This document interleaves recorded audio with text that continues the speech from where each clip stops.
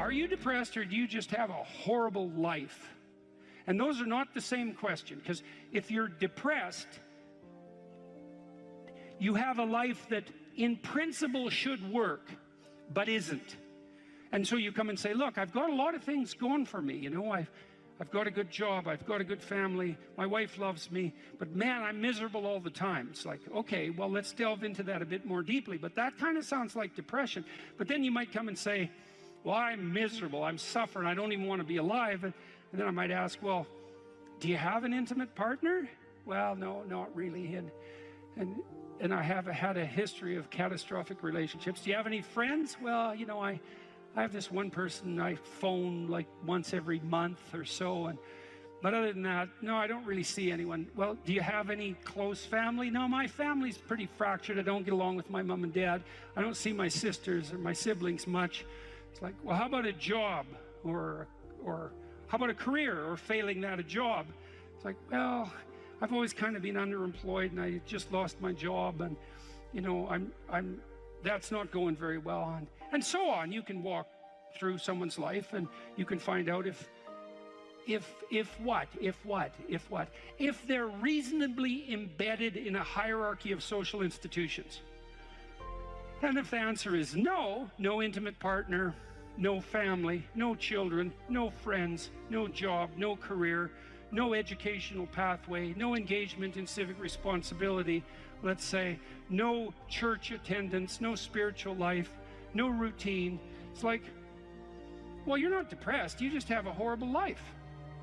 Multidimensionally. Like, it's no wonder you're depressed. There's nothing in your life that is working. But it's interesting, because that's not exactly a diagnosis at the level of the individual. It's a diagnosis in relationship to the relationship between the individual and this structure of containing social institutions. If you don't have an intimate partner, and you don't have a family, and you don't have any friends, and you don't have a career or a job or any civic involvement, or any involvement, let's say, with religious institutions, and you don't have any creative striving, all you've got left is pain. And so that's what you have. And so here's a different way of thinking about sanity. Sanity isn't being well constituted as an atomized individual. Sanity is what makes itself manifest if you're properly situated in a hierarchy of social order. To be well constituted, you have to be a harmonious player in a multidimensional symphony, in some real sense of social interaction. It's very hard to stay on the straight and narrow without a partner who doesn't share your blind spots, correcting you constantly. You know, now that's annoying. There's a tussling about it, right? There's a fractious and adversarial element to that, because if you're married, you don't see eye to eye, and thank God for that, because sometimes in your foolish insistence on being right, you're wrong, and wrong in a way that'll take you out. And so you better have a partner who doesn't think the same way you do. And fortunately, if you have a partner, you have a partner who doesn't think the same way you do. And so if you can get the dialogue flowing, then that's a mutually corrective mechanism. And so then you might say, well, the truthful dialogue between partners in a marriage is actually, it's the process by which sanity itself is generated. And I mean technically, it's like you're too complex to regulate yourself, period. And so you need other people to help you do that. So if you have a wife or a husband, someone who knows you and is there for the long run, they can help, you can help each other find the meaningful path and stay on it. And you can't do that alone. And probably just having a partner isn't enough. You need kids, likely, to keep you sane or to drive you crazy, depending on the nature of your children. Let's say you need family, you need your parents, you need your siblings, you need another community around you that's not merely your wife, because you're so crazy that it takes a village to keep you sane. And so, and then surrounding that more intimate web of kinship, you need friends. And friends keep you sane. Well, how? Well, you have to act in a manner that makes them want to be around you to have friends. And that means that to maintain your friendships, you have to be saner than you really are, right? You have to be, they have to be able to enjoy their time with you.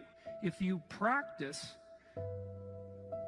forthright and voluntary exposure to that which terrifies and dismays you, it transforms you. And we really know this as psychologists. We even know there's more and more evidence suggesting, for example, that if you imagine you adopt this attitude of voluntary confrontation, that changes you psychophysiologically. So much of the biochemistry of motivation and emotion is transformed when you take a stressor which could be oppressive and paralyze you and cause you to withdraw, and you reverse that and you decide to advance. It's like a different spirit inhabits you. And I mean this physiologically. There's a whole different pattern of being that makes itself manifest in you neurologically and psychophysiologically and pharmacologically. So you take it on as a challenge, right? And that transforms you at a cellular level too, because one of the things we've discovered in recent years is that if you do something new and complex, then that turns on that parts of your DNA that haven't produced proteins before will start producing new proteins and reconstruct you from the cellular level up. So it's a deep transformation, and we have no idea how deep. And again, you could ask yourself, if you didn't withdraw in fear from anything from everything that life threw at you, who could you become? And I would say that's the central religious question in some real deep sense. You know, are more things thrown at us than we can manage? Well, that's a tricky question, because pretty dreadful things are thrown our way. And you might say, well, that's just presents an insuperable barrier to progress. That's not very helpful, because you're alive, here you are, you got these problems to contend with, and if it's an impossible task, then how could you be anything but hopeless and desperate? But then you think, well, wait a second, how would things transform if I took this on as a voluntary adventure, you know, regardless of its scope? And the scope would include unjust suffering, death, and hell. And that's not just some religious or metaphysical vision. It's like, no, you're actually going to have to contend with that in your life, in whatever way those things make themselves manifest to you personally. That's coming, man. And so maybe you better get prepared. And then the question might be, well, what would happen if you got prepared? And the answer might be, you'd be prepared. And I think the religious enterprise in its deepest sense is that process of preparation. And you know, you might want to even push that a bit farther. You might say, well, not only do you want to get prepared for what's coming your way, but you want to be so prepared that when it comes your way, that it doesn't make you bitter and resentful and tempted by the desire to walk the path that would make all of that even worse. And so you might say, well, if you could really face up to what you need to face up to, not only could you turn yourself into someone that could bear the catastrophe of life and exposure to hell, but maybe you could turn yourself into someone who would still do good even while facing those things. And that's a pretty noble goal.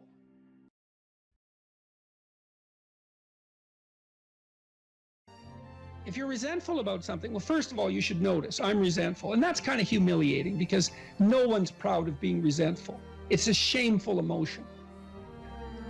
Well, so then why are you resentful? Well, there's only two reasons as far as I've been able to tell. One is that you're allowing yourself to be taken advantage of, or you're being taken advantage of. Sometimes you're not allowing yourself. Sometimes you're a child being abused by their uncle. You're not allowing yourself. You can't do anything about it. You're resentful because you're being taken advantage of, or because you're immature. It's one of those two things. Figure out which it is, and then take the steps necessary to address it. Living a life without resentment is a great goal. People are often resentful if they see that responsibility has been abdicated. Why isn't that person doing their job? It's like, well, hey man, step in at your workplace, in your family. You know, and you think, well, I shouldn't have to do that extra work. Well, you shouldn't be a slave. You shouldn't allow yourself to be tyrannized. But if something bugs you because a responsibility is going unfulfilled, there's a great opportunity for you. And this is something I don't think we teach young people well. And one of the things, you may remember this, that was so striking about the tour was that I made a case fairly consistently that most people find the meaning that sustains them through the vicissitudes of life, not in happiness, but in responsibility. And that would bring everyone to a halt. It would always make the whole theater silent. It's like, oh, I never thought of that connection. Because maybe you want to avoid responsibility, and you can understand why. You can understand why. You hide from it. That is what you encounter if you go out in the world and you think, who the hell wants that? I don't want the responsibility. It's like, well, yes, you do, as it turns out. There's nothing better than responsibility. Now, you know, I say that with some caution. I think that it's hard to say. The responsibility, I've been overwhelmed by my apparent responsibility, but I think it's also kept me alive. And I mean that literally. And so, wait, can you go a little deeper with that? I mean, when you were at your darkest moments in the last 2 years, whatever that might be, was it the feeling well, of there's been the many times in the last year where it would have been much easier for me just to be dead. That's constant. So, but no. But is it but no because of something in you, or is it but no because of the people that you would have abdicated that responsibility of the people, or is that ultimately the same thing? It. Yeah. Well, I do think the two aren't easily distinguishable, but it's definitely that. It's definitely that. You know. And it's one of the chapters, the last chapter, is be grateful in spite of your suffering. You know, you need a meaning to sustain you through suffering, and it is the case that you find that in responsibility. Well. And so it's good advice for anyone who's at work. You're resentful about this and that because people aren't pulling their weight. Pull it. See what happens. You become indispensable instantly. You'll know everything. And maybe that job won't be for you, or maybe that relationship won't be for you, but you'll take your hard acquired wisdom and go elsewhere and flourish there. So, you know, this kid stopped me. I think I wrote about this in this book. Kid stopped me in a restaurant one day when I was walking in, and he said, and he had an undergraduate degree, and he was working as a waiter in a chain steak place. And he stopped me and he said, you know, about 6 months ago, I was watching one of your lectures and I decided to stop being resentful about my job. And he was resentful because he had a university degree and he's working as a waiter. You know, and look, I don't have anything against waiters. It's like a waiter can make your evening, you know, hooray. He said, well, I decided I'd start trying at my job, like really trying, as if it was worthwhile. He said he got 3 promotions in 6 months, like he's just rocketing up the power hierarchy. Well, it's not power, it's competence, if it's well run. You know, and places are full of opportunity.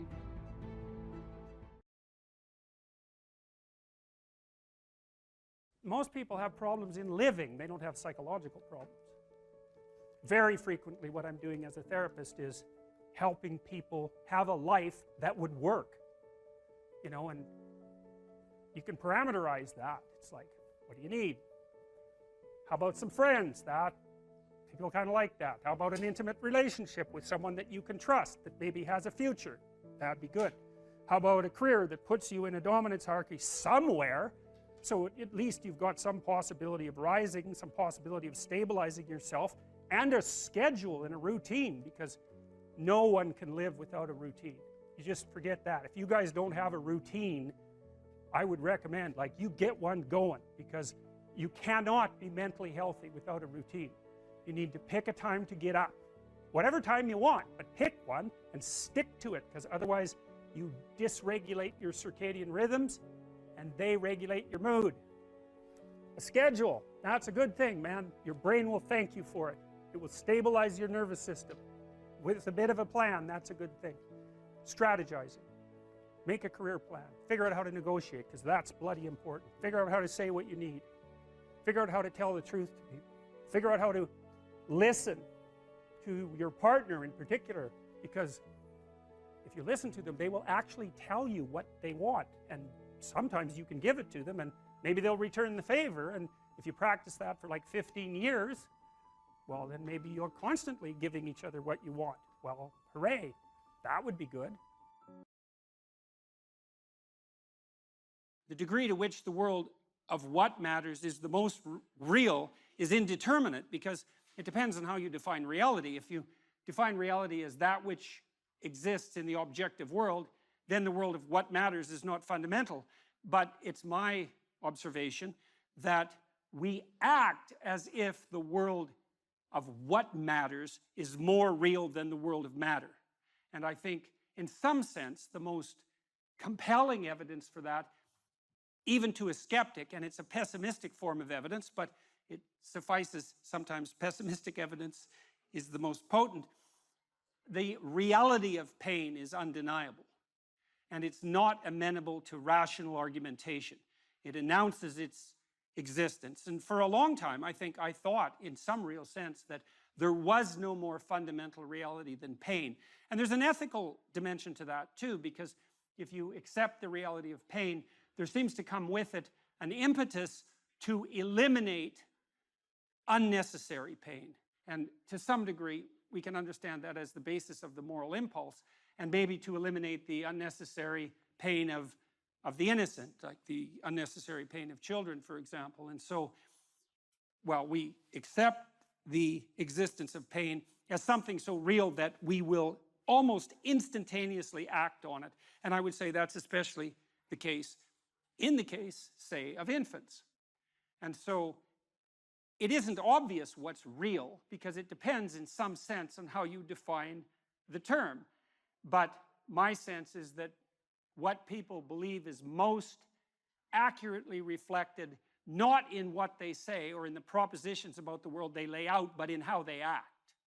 And so, and that's also something subject to debate, but it's not a shallow argument to say that your belief is most deeply reflected in your action. In fact, I think in some sense it's the deepest of arguments. And you know perfectly well that you can say one thing and do another, and you also know that you regard people who do that as hypocrites, and you tend to regard what they do as a more profound pointer to what they believe than what they say. And so you'll call them on that too. And so that means that there are some meanings that we regard as inviolably real. Now, the reason I concentrated on pain is because it's pretty easy to destroy joy. You can do that with a rational critique, and we're quite good at that. And you can destroy faith, and you can destroy hope, and you can destroy enthusiasm, and you can often do that even with a casual word. But pain is much more resistant to that sort of rational dismissal. I thought over the years, thinking as much as I could about unjust pain, let's say, as a fundamental reality, wondering if there is anything more real than that. And then I would say, well, yes, there is. That which dispels pain is more real than pain. And that's because to dispel something, you have to be more powerful than that thing in some sense. And then you can ask yourself at all sorts of different levels of analysis, what's capable of dispelling pain, or at least, let's say, rendering pain acceptable, which is not perhaps as deep a solution or as desirable a solution, but is also not nothing. And I would say that many of the things we regard as cardinal virtues are virtues, in fact, because if you have them on your side, you can, in fact, contend with and perhaps dispel or triumph over or transcend the inevitable pain and suffering of existence. And I think one of the fundamental purposes of education is to provide people with the peers and the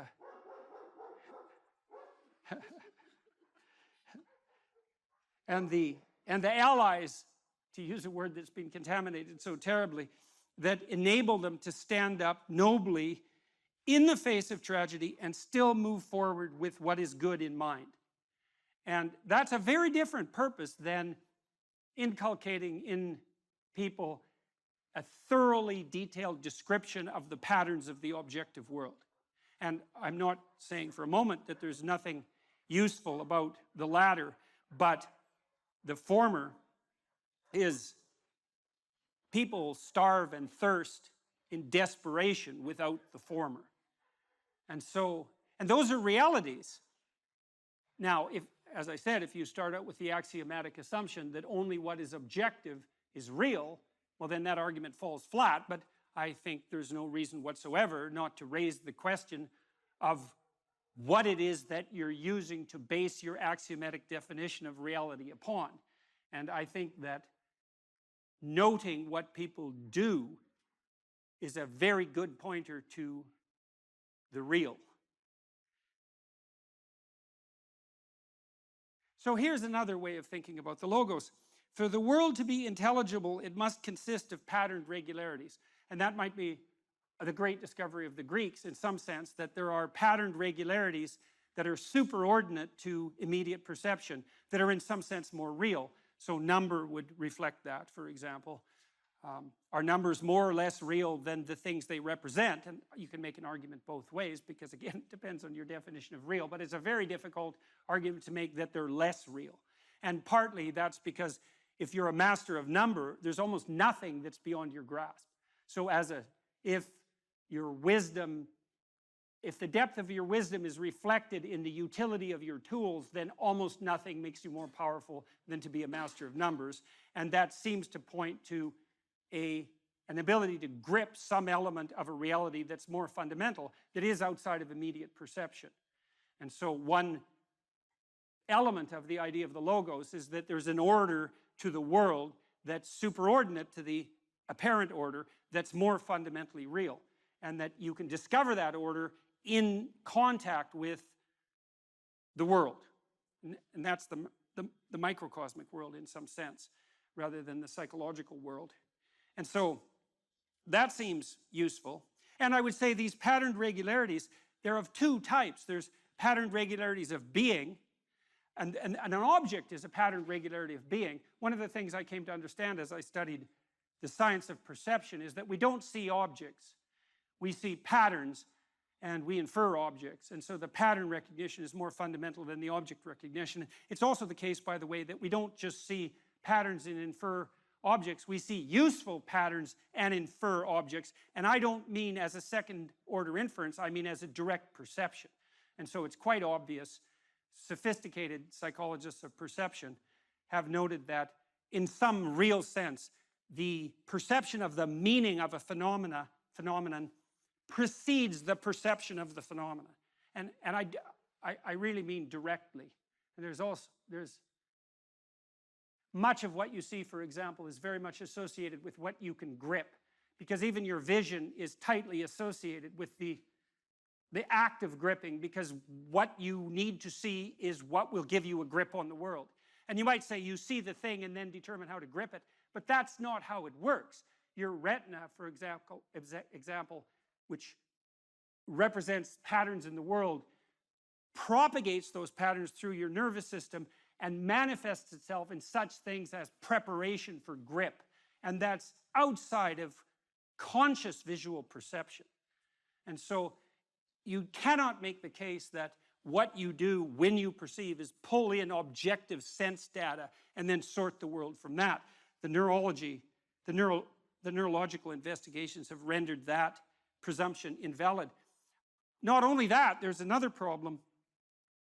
Well, let's refer to, we'll do this in two parts. For the world to be intelligible, it must consist of patterned regularities, and there are regularities of being and becoming. Another issue is, when you encounter the world, do you see what's there? And the answer to that is, well, yes, but you also perceive what could be. And so I would say that what you perceive is an amalgam of the patterned regularities of both being and becoming. And you can think about this and make it intelligible. If you think about what happens when you wake up in the morning, you might ask yourself, well, what do you perceive when you wake up in the morning? And you open your eyes and you might say, well, I perceive my bedroom. And I suppose in some very trivial sense that's true, although generally your bedroom is so familiar that you don't need to perceive it. You've already automatized that perception, and it has almost zero functional utility. I suppose you have to perceive it well enough to wend your way through it when you step out of bed. But that isn't really what you perceive, not my experience, and I believe this is a very common experience, is that what you perceive when consciousness dawns in the morning is the horizon of possibility that's associated with the world in front of you. And so what you really see, as far as I can tell, is something directly akin to the chaos that God encounters as the Word, the Logos, at the beginning of time, which is there's patterned regularity of being. That's a solid object because it propagates itself across time in this three-dimensional form. But then there's a cloud of possibility around each object, which is what additional realities it can manifest depending on how you act in relationship to it. And that's not only true of simple objects, because simple objects can be many things. So a heavy drinking mug can also be a weapon, for example, which begs the question of what is that thing? It's a drinking glass and a weapon, and broken it's a knife. And many objects, if not all, have quite a wide cloud of possibility around them. And then the interactions between objects have a tremendously wide distribution of possibility. And that's the becoming that's implicit in the being. And I think that's actually what you confront when you wake up in the morning. Because generally what happens is that as consciousness dawns, and consciousness is an agent that contends with being and its potential transformations, you see arrayed in front of you a set of indeterminate possibilities which you could bring into being as a consequence of your imposition of vision with some degree of effort and energy. And what you do in some real sense is prioritize in rank order the importance of the possibilities that you contend with, maybe even before you get out of bed. And I would say, in some real sense, if you're not doing that, you're actually not living up to your possibility. If you're hungry, it's not a deterministic drive. It's a subpersonality that has a goal, and then it has a bunch of action patterns that are going to work in reference to that goal. It has a bunch of perceptions that suit that goal, and it organizes your emotional responses around that goal. And so to think about it as a personality is it's a much more intelligent way to look at it. One other thing about Skinner's rats, Skinner could get rats to do almost everything, and he would reward them with food. And so he had a simple rat model, but his rats were starved down to 75% of their normal body weight. So not only were they not social, gregarious rats like rats are, because they were isolated, they were genetically altered from wild rats, but they also weren't as complex as a real rat because they were starving. And so, but a starving rat is a pretty good model of a rat, and a rat is a pretty good model of a person. But a lot of our models of simple behavioral learning were based on starving, isolated rats. So, anyways, how to think about motivation? We'll think about it from the hypothalamic perspective. So we could say one thing that motivation does is set goals. We could say that emotions track progress towards goals. And I'm going to use that schema even though it's not exactly right. So you say, well, motivation determines where you're going to aim. So if you're hungry, you're going to aim at something to eat. And then that will organize your perceptions so that you zero out everything that isn't relevant to that task, which is almost everything.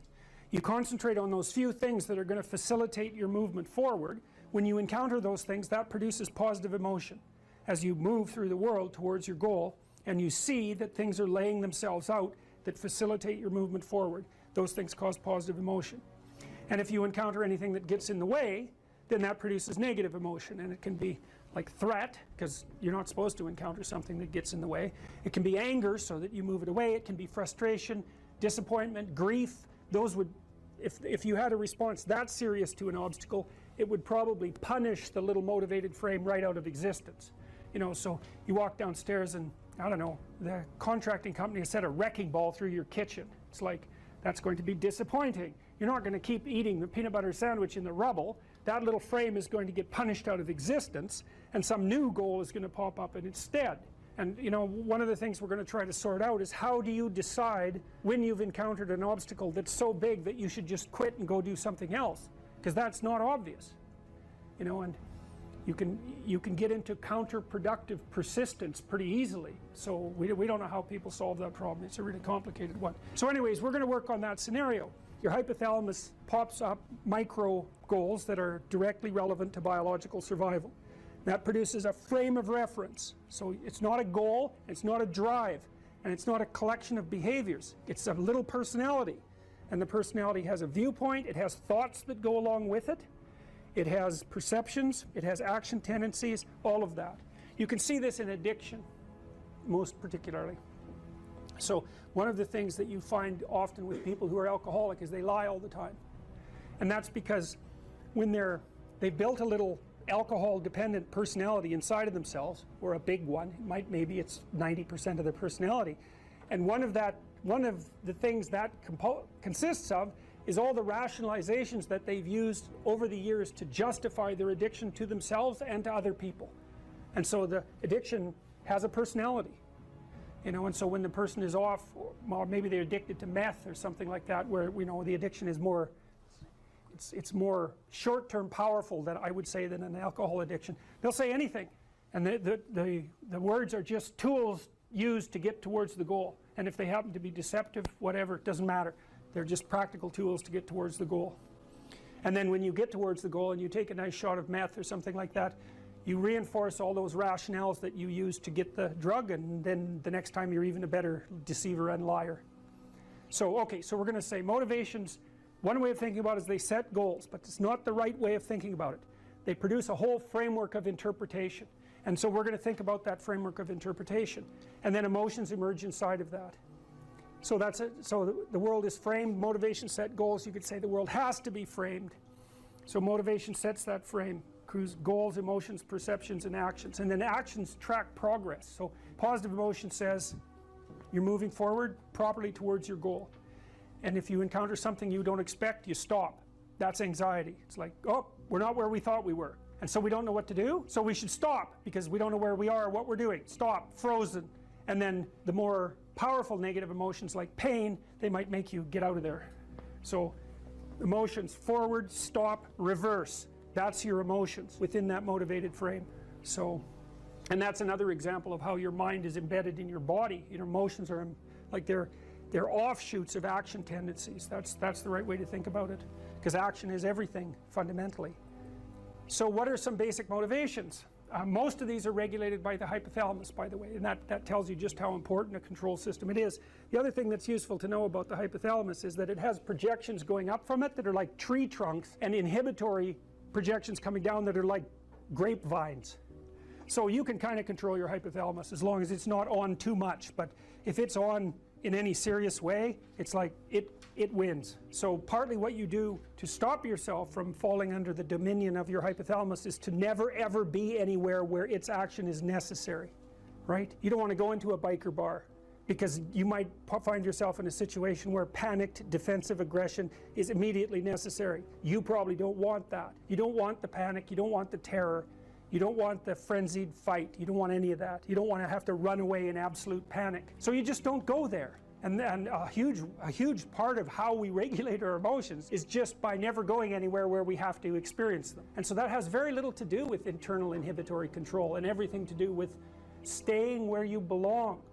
So, okay. So, basic motivations. Hunger, thirst, pain. Pain is not regulated by the hypothalamus. That's a different circuit. Anger/aggression. Thermoregulation. Panic and escape. Affiliation and care. Sexual desire. Exploration. Play. And you can kind of break those in. You can kind of break those into the classic Darwinian categories too, and say, well, there's a set of motivations that go along with self-maintenance. That'd be your survival.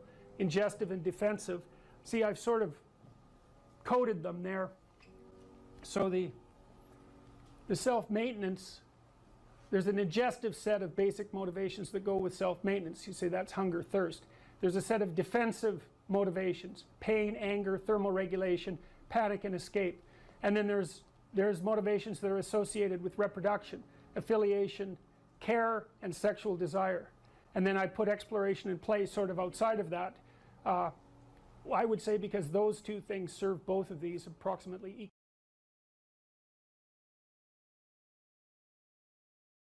The internal problem is, how do you deal with tragedy and malevolence? And you can say, well, I'm not prepared. It's like, yeah, fair enough.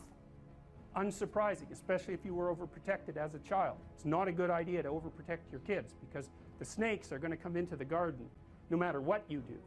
And so then you, instead of trying to keep the damn snakes away, what you do is you arm your child with something that can help them chop them into pieces and make the world out of them. So that the trick for human thriving in the face of suffering and malevolence is strength, not protection. It's a completely different idea. We also know this clinically. We know, for example, that if you treat people with exposure therapy for agoraphobia, which is, roughly speaking, the fear of chaos, I would say, the fear of everything, you don't make them less afraid. You make them braver. It's not the same thing. Because with an agoraphobic, see, what happens to them is the fall. They never conceptualize death and suffering. They're naive, right? It never enters the theater of their imagination, and it's because they're protected from it. But then something happens. This often happens to women in their 40s, because they're the people most likely to develop agoraphobia. Something happens. They've been protected from chaos by authority their entire life. So maybe they had an overprotective father, and then they went to an overprotective boyfriend, and then they went to an overprotective husband. And maybe they were willing to be subjugated to all three of those because of the protection, right? So that's the bargain. They stay weak and dependent, and maybe they have to because that's the only way they can appeal to the person who's hyperprotective. But the price they pay for that is that they're not sufficiently competent. And then something happens in their life, often in their 40s. They develop heart palpitations, maybe as a consequence of menopause. Their heart starts to beat erratically, and they think, oh no, death. It's like, well, who are you going to talk to about that? Right? There's no protection from authority for that. Or maybe their friend gets divorced, or maybe their sister dies, or something like that. It brings up the specter of mortality, and maybe the specter of malevolence and mortality, and it brings it up in a way that authority, recourse to authority, cannot solve. And so then they have panic attacks. What happens? They go out, they get afraid, they feel their heart beating, then they get afraid of their heart beating because they think, oh no, I'm going to die, and they think, oh no, I'm going to die, and I'm going to make a fool of myself while I'm doing it and attract a lot of attention. So the two big fears come up. Mortality and social judgment. And then they have a panic attack. It's like fight or flight's gone out of control. Very, very unpleasant. Then they start to avoid the places they've had a panic attack. Then they end up not being able to go anywhere. So then Tiamat has come back, right? A huge monster, a little victim. And so what do you do with them? Well, there's no saying, no, there's no Tiamat. That's done, right? Their naivety is over. They've had a direct contact with the threat of mortality and social judgment. They've met the terrible mother and they've met the terrible father. And there's no going back. There's no saying, oh, the world is safe. It's not safe. Not at all. It's not safe. The fact that you think it's safe means that you were living in an unconscious bubble that was sort of provided to you by your culture. It's a gift. And now that's been shattered. And so now what do you do? Well, the answer is you retreat until you're in your house and there's nowhere you can go. You're the ultimate frozen rabbit, right? And your life is hell because you can't function. The alternative is, let's take apart the things you're afraid of. Let's expose you to them, carefully and programmatically. And then you'll learn that you're actually tougher than you think. You never knew that. And maybe you didn't want to take on the responsibility because, people play a role in their own demise, so to speak. When you had opportunity to go out and explore or withdraw because you were afraid, you chose to withdraw because you were afraid. So it's not only that you were overprotected often, it's that you were willing to take advantage of the fact that you were overprotected and run back there whenever you had the opportunity. So maybe you're a kid in the playground, right, and you're having some trouble with other kids, and in the back of your mind, I should deal with this myself, but you go and tell your mom and get her to intervene. And you know that that's not right. You know that you're breaking the social contract, but it's easier, and so that's what you do. You run off to an authority figure and hide behind the Great Father, roughly speaking. Well, the problem with that is you don't learn how to do it yourself. So then you have to relearn it painfully when you're 40. So then you take people out, you say, well, What are you afraid of? Rank it from 1 to 10. So 10 is, we'll make a list of 10 things you're afraid of. The thing you're least afraid of, we'll call number 10. So we'll start with that. Okay, well, I'm afraid of elevators. Okay, well, let's look at a picture of an elevator.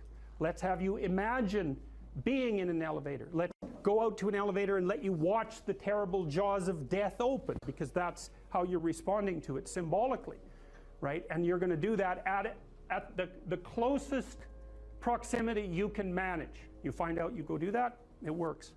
You're nervous as hell, especially from an anticipatory perspective. Shaking. You go out, you stop, you watch it happen, and you actually calm down. You do that 10 times and it no longer bothers you. Well, what you've learned that you didn't die, but more importantly than that, you've learned that you could withstand the threat of death. That's what you've learned. And then you move a little closer, and then you move a little closer, and then you move a little closer, and finally you're back in what's no longer the elevator from a symbolic perspective. It's a tomb, right? It's a place of enclosure and isolation. And you learn, turns out I can withstand that. And then you're much more together, much more confident. And that's often one of the things that often happens in situations like that. I've seen this multiple times, is that if you run someone through an exposure training process like that and toughen them up, they'll often start standing up to people around them in a way they never did before, because they wouldn't stand up for themselves before, because they weren't willing to undermine the protection. See, if you're protecting me, I can't bother you, because I can't afford to forsake your protection. So if I'm going to play that game, I'm going to hide behind you, then I can't challenge you. So that's no good, because that's sometimes why people, you see this with guys very frequently, they're still deathly afraid of their father's judgment when they're in their 30s or 40s. It's like, well, why? No, because they still want to believe that there's someone out there that knows.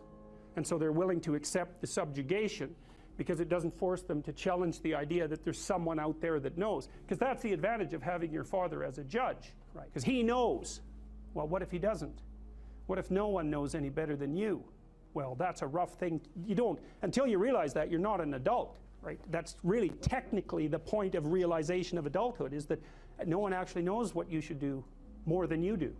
I mean, it's a horrible realization, because what the hell do you know? It's a terrible realization, and people will often pick slavery, permanent slavery, to the spirit of the Great Father, let's say, over that realization, and it's completely understandable. But the problem with it is that there's more to you than you think, and so if you continue to hide behind that figure, then you never have a chance to understand that there's more to you than you think, far more to you than you think. Maybe there's enough to you so that you can actually withstand the threat of mortality without collapsing. Maybe even withstand the threat of malevolence without collapsing. Who knows? It's certainly possible. And it's not an abstract question. It's exactly the sort of question that you address in the psychotherapeutic process. It's always the question that you address. And the answer is often in the affirmative, because people can get unbelievably tough. And you know that because people work in emergency wards in hospitals, right? Or they work in palliative care wards, or they work as mortuary assistants. I mean, these people have bloody rough jobs, you know, or they're on the front line of police investigation into, you know, heinous child abuse crimes, and so they're confronting malevolence on a regular basis. And, you know, those are very stressful jobs, but people do them.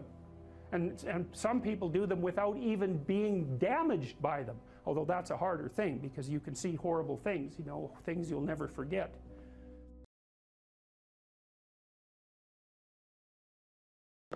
So one of the pathways that's on display with regards to the formulation of an identity, let's say, is this injunction, which is really a temptation to love yourself. So we should take that apart. Now, the first question might be, well, what do you mean by yourself? And one answer to that is the person I am now. And you should love and feel good about the person you are now. And that's actually a dubious proposition for a variety of reasons. One is, whatever yourself is not only what you are. Yourself is also what you could become, and what you will and could become. And so to love yourself properly is not only to love what you are, who you are, whatever that means, but to love who you could become. Now, one of the things I've observed is that it's very demoralizing, let's say, for the typical young man. It's true for the typical young woman as well. So we'll say the typical young person who's miserable and maladjusted psychologically and socially, if you just go to them and say, well, you should feel good about yourself, because they think you're good just the way you are. You're perfect just the way you are. You should accept yourself just the way you are.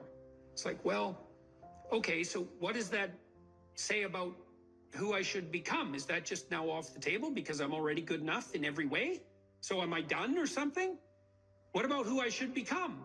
And then, well, how should I feel good about myself when I don't?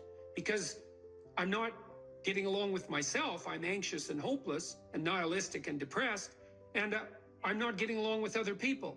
So how is it that that's all somehow something I should feel good about without being deluded?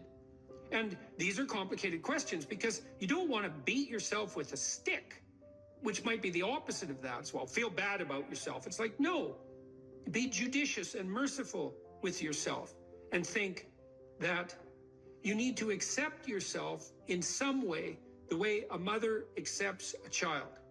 But the maternal spirit is not the only spirit that governs the love that a child requires properly. You have the paternal spirit of encouragement as well, which is, well, we need to shelter and protect you and to provide for your security the way you are, but you could be a lot better and should be, and I have faith that you could be, which is the love that I'm delivering to what you're becoming rather than what you are.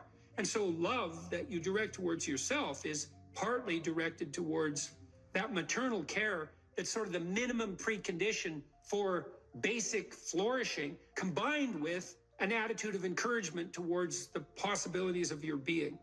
And so that's a much more sophisticated so-called self-love, partly because it's the kind of love that envisions you as something that unfolds across time.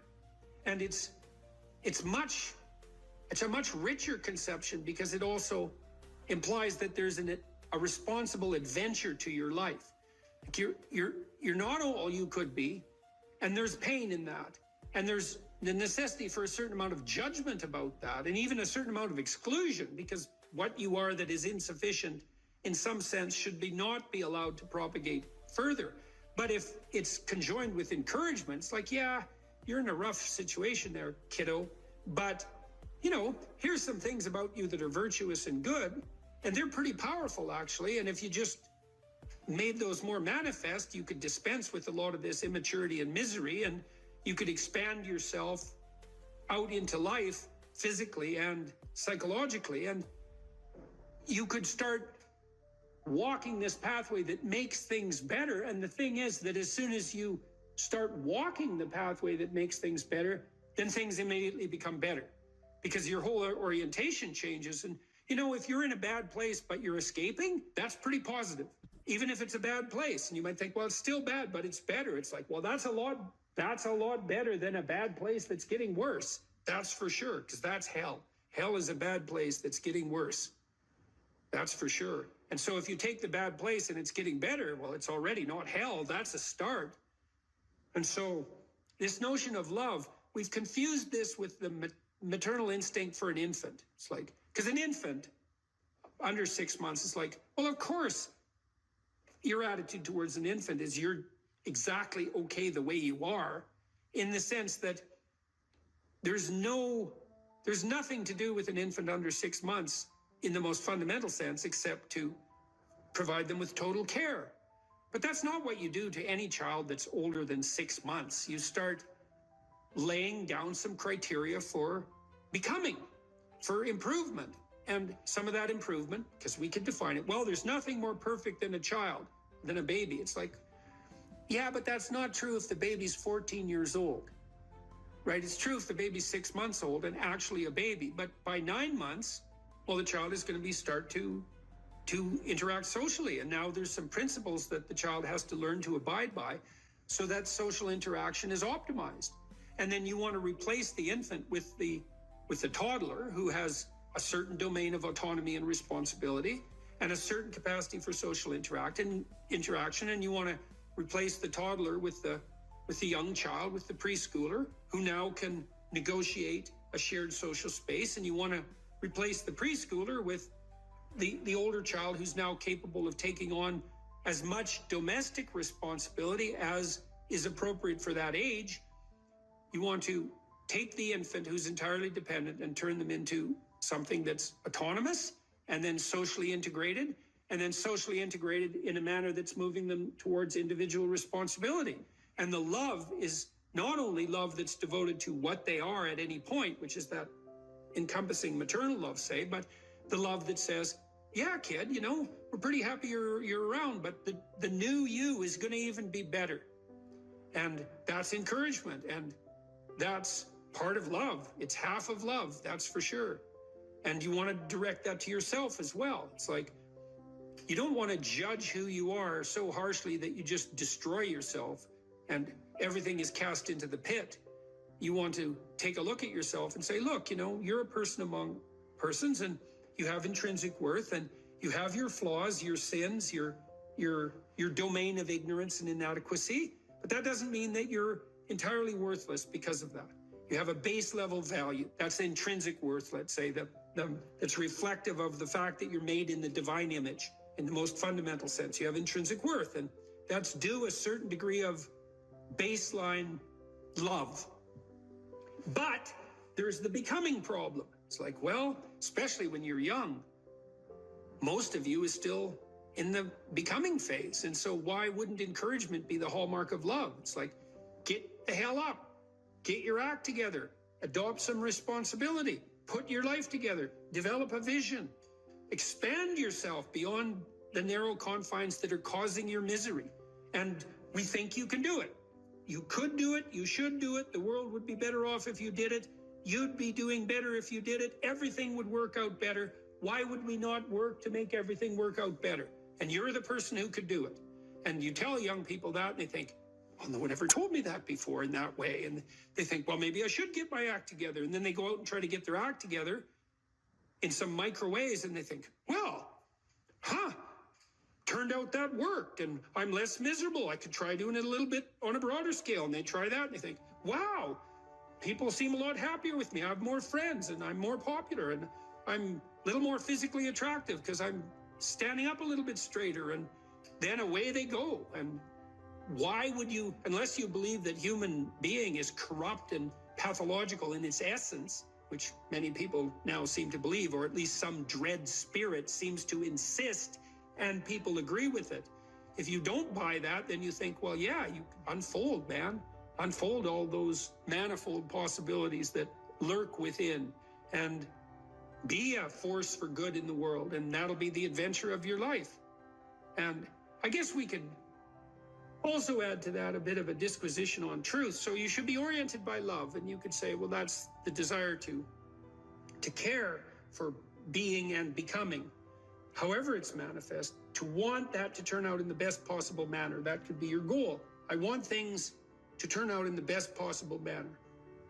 And you have to decide if that's true, because people are tempted to create little hells around them all the time.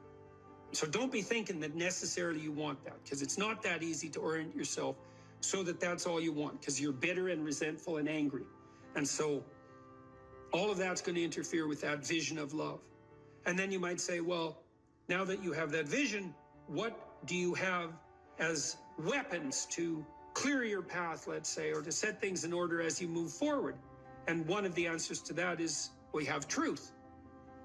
Well, why? Well, because you want to contend with the world the way it is, obviously. So truth is going to be useful in that endeavor. And then you might say, well, if I could get away with something by not telling the truth, why shouldn't I just lie? If I could get what I wanted, and if I could avoid responsibility, why not lie? And the first answer is, well, what makes you so sure you want to avoid responsibility, except narrowly in this moment, because it's not a good medium to long-term strategy and everyone knows it? And what makes you think that manipulating people in the short term so that you can gratify a whim is going to be a useful iterative strategy? It's like, it's not. So you can dispense with that. And so what do you do when you tell the truth? Instead, is you predicate your actions on an axiom of faith, which is that nothing better can happen than that which happens if you live in truth. And that's a statement of deep religious faith, because the evidence for that can only be gathered as a consequence of manifesting the actions that are predicated upon that axiom of faith. You don't know till you lay it out. But you can say, well, I believe that the truth will set me free. And then you think, well, the truth will set me free. Who's me? Back to identity. Well, if you're lying, it's not you by definition, because if you're lying, you're attempting to implement a falsehood. You're attempting to falsify the world and yourself. That's what a lie is. And so if something happens that's good because you lied, it's not happening to you. It's a reward for the spirit of deceit that you allowed to inhabit you. And if you reward the spirit of deceit that you allowed to inhabit you, it will grow. And I would not recommend that. That's a very bad idea. In the contrary situation, you live and speak in truth, and then things happen. They're happening to you. That's your life, man. That's your adventure. And one of the things that's very interesting about the truth in that regard is that it provides a certain optimal unpredictability. You know, if you're talking to someone, you think maybe you're being interviewed, or maybe you're having a discussion with someone, you think, I'd like to impress this person. It's like now you have a little vision of what the instrumental outcome of the conversation could be so that it reflects positively on some narrow conception of a desired future state. I want this person to be impressed with me. So I'm only going to say things they want to hear and that sound impressive. That's all lies. It's like, well, maybe you'll get that result, but it won't be what you want because it's predicated on a falsehood. Instead, you could just have a conversation with the person, like a real conversation. It's like, what do you think? Here's what I think. Do you like it or not like it? It's like, well, I don't know if you like it or not like it. It's like, we can talk about that and why, but it's still what I think. And that doesn't mean it's right, but it's what I think. Well, then you lay that out, and then what happens to you is what happens to you. And then it's unpredictable, because imagine you're speaking deceitfully and instrumentally. You want something from someone. Okay, well then you're lying, so the you that receives is not you. It's the spirit of deceit. And it's also, you're instrumental because you think that that narrow vision is optimal, even though it requires deceit. You could just throw that away and you could say, well, I'm going to say what I think, carefully and judiciously, feeling out the words, and then I'm going to accept whatever happens, no matter how unpredictable. And then what you'll find is that's where you have adventure. Because you might ask too, well, what do you have to offset against the catastrophe of life? Responsibility, friendship, place, job, career, education, all of that. Adventure. Adventure. Is the adventure worth it? Well, if you tell the truth, you will have the adventure of your life. That's what will happen.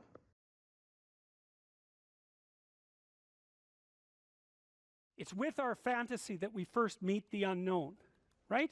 Well, look, say you're going out with a new person. It's like, what do? You project a fantasy on them, and then you fall in love with the fantasy. And aren't you stupid? Because you're going to find out that the match between your damn fantasy and the actual person is tenuous at best.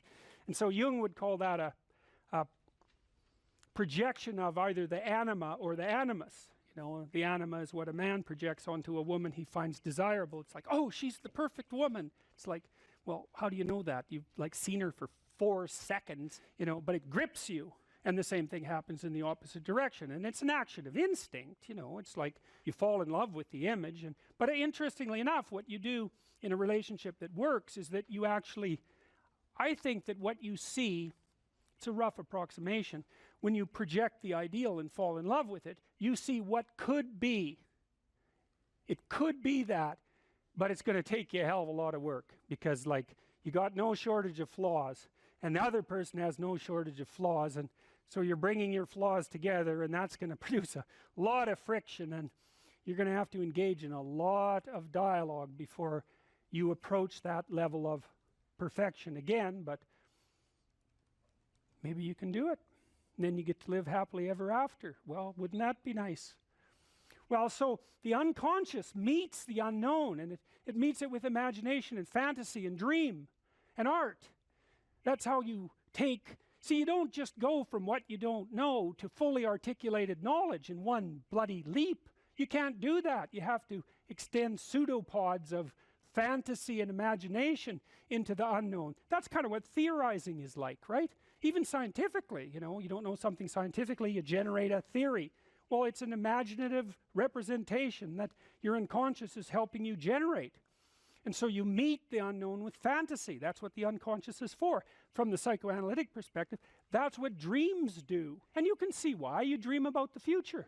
You know, it's like, well, what's the future going to be like? Well, you have a little imaginative story going on, and it's like, you don't really create it. It's sort of, you watch it unfold. You know, maybe you can tweak it here and there, but it sort of comes to you from wherever the hell things like that come from. You know, the unconscious, that's the psychoanalytic answer.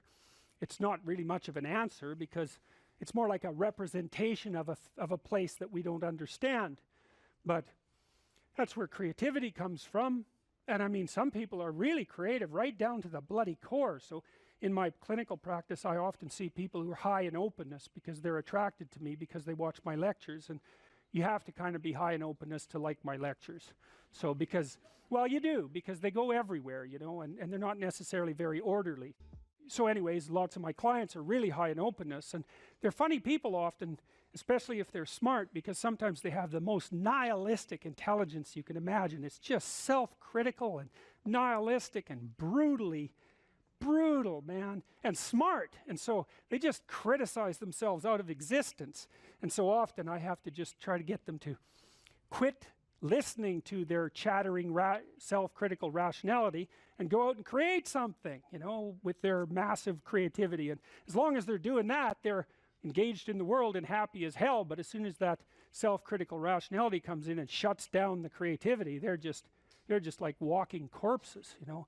And it's because if you're really open, like you're a tree and it has some trunks, and you know, your most prominent trait is the most lively trunk. And if you're a creative person and you're not engaging in a creative enterprise, you're like a tree that has had its vitality amputated. And so this is not trivial. This is deeply, deeply, deeply rooted in your biology. And those are people often who have like dream lives you just can't believe. I have one client, he has like 4 spectacular dreams a week, and most of the time we just spend discussing them. I mean, God. And I had another client who could be lucid in her dreams, which is more common among women. She could ask the damn characters what they represented, and they would tell her. It was like, okay, that was pretty weird. And like a lot of the things they told her were really helpful, and they were not things that she wanted to hear. She basically, one of them told her if she was going to live, she'd have to go visit a slaughterhouse. And the reason for that was because she was raised as a little princess and protected from horrible Mother Nature until she hit puberty, in which time she turned into an evil villain, because that's how the family worked. Perfect child, evil teenager, overnight. And then, well, that was hard on her, and she wasn't prepared because she thought the world was princess world, and, you know, she couldn't go through a butcher store without having a fit. And no wonder, you know, like really, Jesus, you know, it's no wonder, but you do it. But she couldn't, so we used to go to butcher stores, and that would make her cry, and that she was a vegetarian, that would make her cry, and, you know, bemoan the cruelty of the world. And it's like, yeah, fair enough, man, those are bloody slabs of meat. It's like, I don't know why everyone isn't screaming when they walk through the butcher store, but you got to get used to it, man, because you can't live in the world otherwise. And so the dream character, who was a gypsy, told her that she had to go visit a slaughterhouse, which seemed rather impractical. And so I asked her if she could think of anything else to do, and she thought, well, why don't we go visit a funeral home and watch an embalming? And I thought, oh, good. That sounds like a fun way to spend a day. And so I phoned up a funeral parlor, and I said I had a client who was terrified of death. Yeah, and I was a therapist who was also a little shaky on the concept myself. And so they had no problem with that. They deal with death all the time, which is really something to think about, right? A human being can actually have an occupation where they do nothing but deal with death, and they don't go stark raving mad. It's like, what the hell's up with that? It's like working in a palliative care ward where your clients that you know have a relationship, all they're going to do is die this week, next week, the week after. People do that. It's like, those people are tough, man. They're tough. So anyways, we went and watched this embalming, which was, I have a rather high level of disgust sensitivity, so it was a little on the rough side for me. But she sat there, and first while she was not, we were outside this little room, she was not looking at that, man, no way. Then she'd kind of go like this, and you know, that was pretty good. And then she'd go like this, and then she'd go like this, and then she watched it. And then she asked if she could go in, and she put on a glove and she touched the body, and she didn't have a fit, she didn't have a panic attack. And so she walked away from there learning that there was a hell of a lot more to her than she thought there was, and that she could see things that she didn't think she could see and live. And after that, she sort of had a touchstone. It's like, well, I'm kind of afraid of this. Well, is it as bad as going to see the bombing? No, it's not that bad. Well, I guess I can do it. It's like an initiation, right? She had an initiation, and so did I, you know. And I learned a lot from doing that. I learned that one of the things you need to do if you're going to be a human being is to prepare yourself to be useful in the face of death. And so when you have a parent that dies, which, you know, shatters people's ideas, often they can't even think about it. If you can't even think about that, man, you've got some thinking to do, because you need to be able to at least think about that, because otherwise you're just going to be a wasteland when it happens. And you never know, you could even have a higher ambition. Maybe you could even be useful when it happens, instead of being part of the heap of destroyed people who also have to be taken care of. You know, and that's brutal. You have to be brutal to be useful in the aftermath of your parents' death. You know, you don't get to crumble and fall apart, and no, you have every reason to. So you got to be kind of some tough monster to manage that. But do you want to be useful in the face of tragedy, or do you want to be pathetic?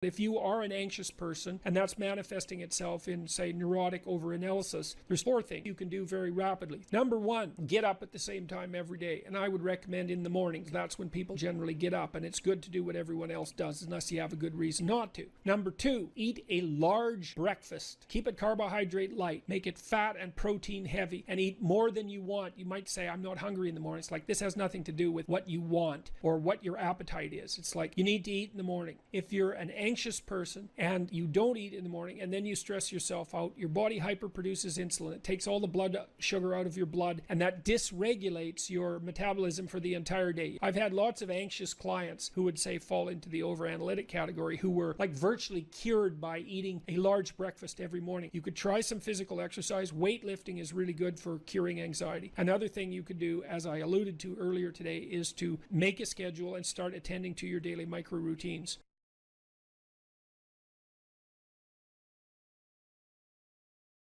To determine when you were being inauthentic or non-congruent. And I've thought about this for a long time and tried to sort it out in a practical manner, and what I've concluded is this. You could try this for a couple of weeks. It's an extremely interesting exercise. So you sort of have to detach yourself from your thoughts and what you say. So you got to assume, you start by assuming that what you say and what you think is not necessarily you. And of course that's just the case, because a lot of what you think, in fact most of what you think and most of what you say, are the opinions of other people. They're things you've read or things people have told you. You know, that's a benefit in some ways, because you get all those thoughts that other people have spent a long time formulating, but it's a disadvantage in that it's not exactly you. Okay, so you detach yourself from that. You're no longer your thoughts or the things that you say, or maybe you're no longer all of them. And now what you're going to try to find out is which of your thoughts and things that you say are you, and maybe so you can not utilize the rest, or maybe so that you can correct the rest, because they're not representative of yourself as an integrated being. They don't take everything into account.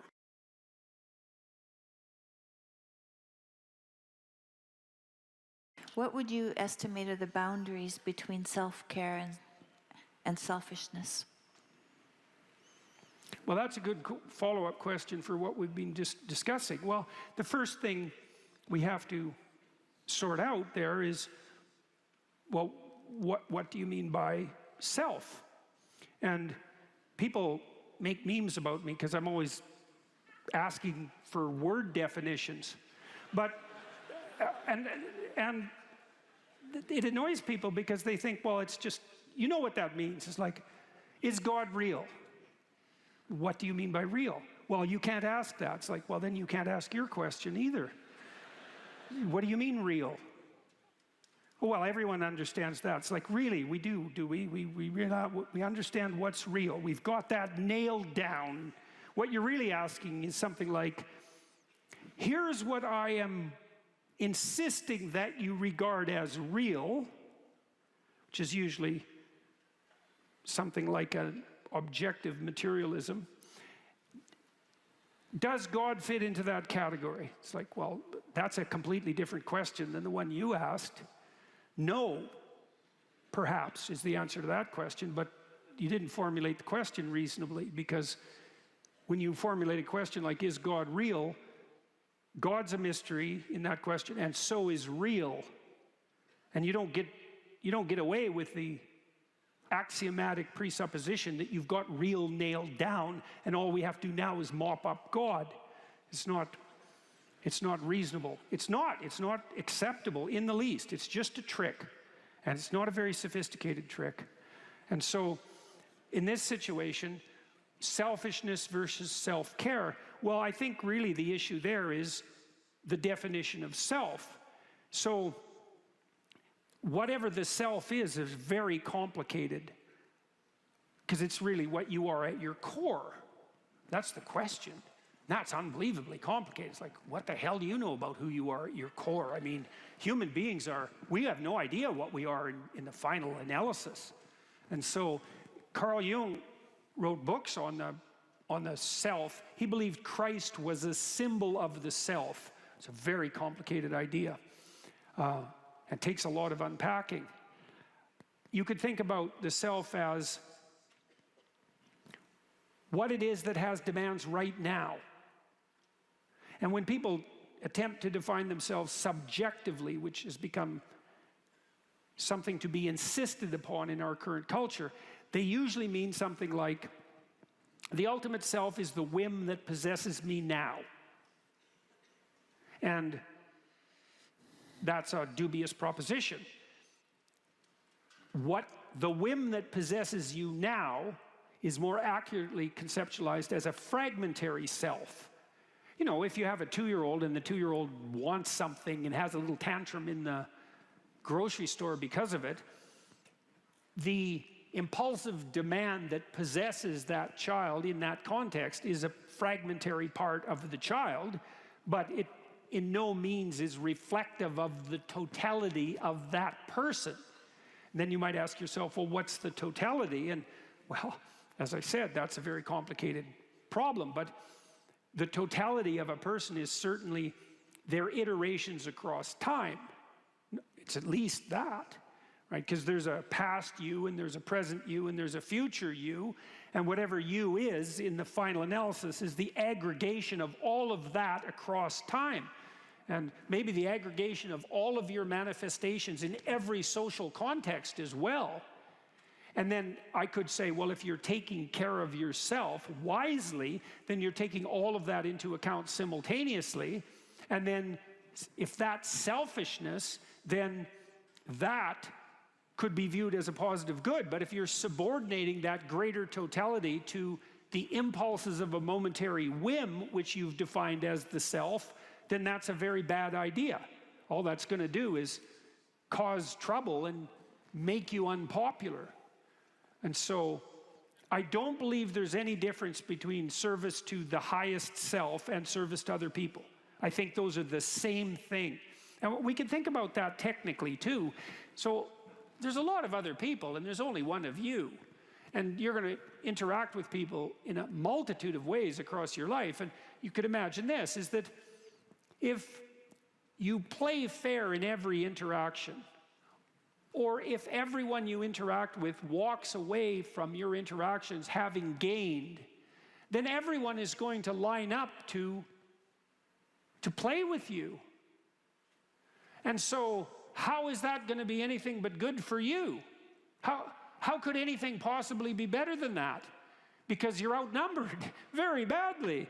And so if all the people around you are inclined, because of the way you've conducted yourself, to facilitate your progress forward, why wouldn't that be the best thing for you that could possibly occur? And one of the things I've suggested to my audiences, and people seem to resonate with this quite deeply, is imagine yourself ill and bereft of capacity, suffering. You think, well, what might sustain you during such a time? This is the question that's posed in a marriage, for example, for better or for worse, let's say. And one answer is the fruits of the sacrifices that you offered in relationship to other people previously.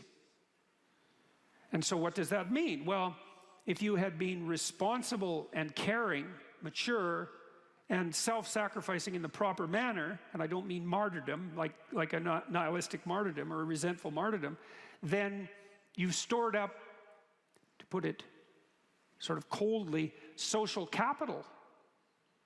And then people will be pleased to return the favor in times of desperation. And that way, if that was the case for all of us all of the time, then we'd be in a mutually sustaining web of interactions. And that's not exactly organizing your psyche, right, so that you can sail through suffering. It's more external. It's that you're storing up your sanity in the reciprocal goodwill that you've built up with other people. And to do that optimally, you do that in a spirit of something like playful love, if you do it optimally. And of course that's going to redound to your great benefit. But even better than that, it's going to redound to your great benefit in a way that's also simultaneously mutually beneficial to as many others as you're skillful enough to manage. This developmental psychologist named Jean Piaget. Piaget is a very interesting thinker. And he was motivated by, his life's goal was to reconcile science and religion. And modern analysts of Piaget generally regard him as a developmental psychologist. But he described himself as a genetic epistemologist. And by genetic, he meant one who analyzes the genesis of things or their beginning. And by epistemologist, he meant someone who analyzes structures of knowledge. And so what Piaget was trying to do was to understand how our structures of knowledge developed across time. He thought if you wanted to pursue philosophy and even more deeply, let's say theology, then it would make sense to look at how knowledge structures develop from childhood forward, because they're simpler in childhood and you might be able to understand them better than having to dive right into adult cognition. And he got a long ways on his enterprise. I think farther than people realize. He's a very sophisticated thinker. And he had this theory of equilibration, which is a lovely theory. So an equilibrated system will maintain itself without outside compulsion. And you might think, well, that's what you want in a political system, right? Because you want to live in a state that you want to live in.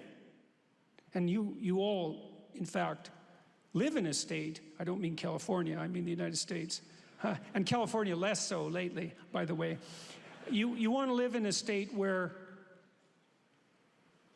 you don't have to be compelled. You want to be part of an organization that you've bought into voluntarily.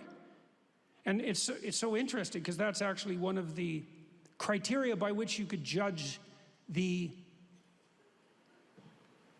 value of a state. Does the state have to impose its dictates by force? Or does the state offer you a vision that you voluntarily accept and celebrate? And I would say your country has been very, very good at that. I mean, the American dream is not a dream that merely possesses Americans. Right? It's a dream that in some sense has been offered to the whole world. And I would say, you might ask, well, what's the evidence for that? And I would say, how about the fact that people want to move here? That constitutes the evidence. And even though this country is far from perfect, that's not exactly the issue. The issue is it less imperfect than the other offerings? And the answer to that is, well, do people want to move here? And if the answer to that is yes, then that's the evidence. And clearly they want to move here. And there are reasons for that. And the reason for that in some sense is because you're playing an equilibrated game. It's a game that will sustain itself without compulsion. And that's actually the definition of a game. So for Piaget, A game was a microcosm of the promised land. That's a good way of thinking about it, if you want to think about it theologically. So a game is an arrangement of vision shared by two or more players voluntarily. And so when two children decide to play a game together, maybe they decide to play house, the one child who's offering the game might say, do you want to play house? And the other child, say it's a boy and a girl, will say, yeah, I'd like to play house with you. And so then no force is required because both are voluntary participants, and then the children develop a shared vision, which is the confines of the game, to play house. And then they run the simulation, and if they run the simulation properly, then they both find it engaging, and the engagement is a marker for the quality of the game, and the game expands their capacity to perceive and act with skill in relationship to an important life goal, right? Establishing a permanent relationship, because that's what you're practicing when you're playing house. And if that's done optimally, then it doesn't require compulsion. And if the two children are very good at doing that together, then they want to repeat it and continue to develop their skill, and that's what a friendship is. And that's not based on power, right? That's not based on a power relationship.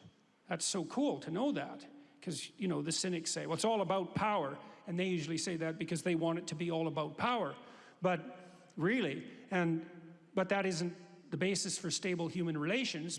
Stable human relations are based on the construction of equilibrated states.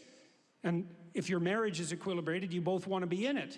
Now, I mean, there'll be times when you don't, and, you know, you need to abide by the fact that you've accepted some constraints so that, well, you're not equilibrated, you're not getting along, you don't just leave, right? You still fight it through and try to reestablish an equilibrated state. But the idea of equilibrated state is extraordinarily interesting, and it's a vision of paradise. And the proper vision of paradise is something like eternal play. That's a good way of thinking about it. And play is a better basis for the establishment of social relations than power by any measure, by any multitude of measures. And so, properly selfish is an equilibrated state across multiple instantiations of games, across a very long period of time, in very many social contexts. And so, if you're serving that,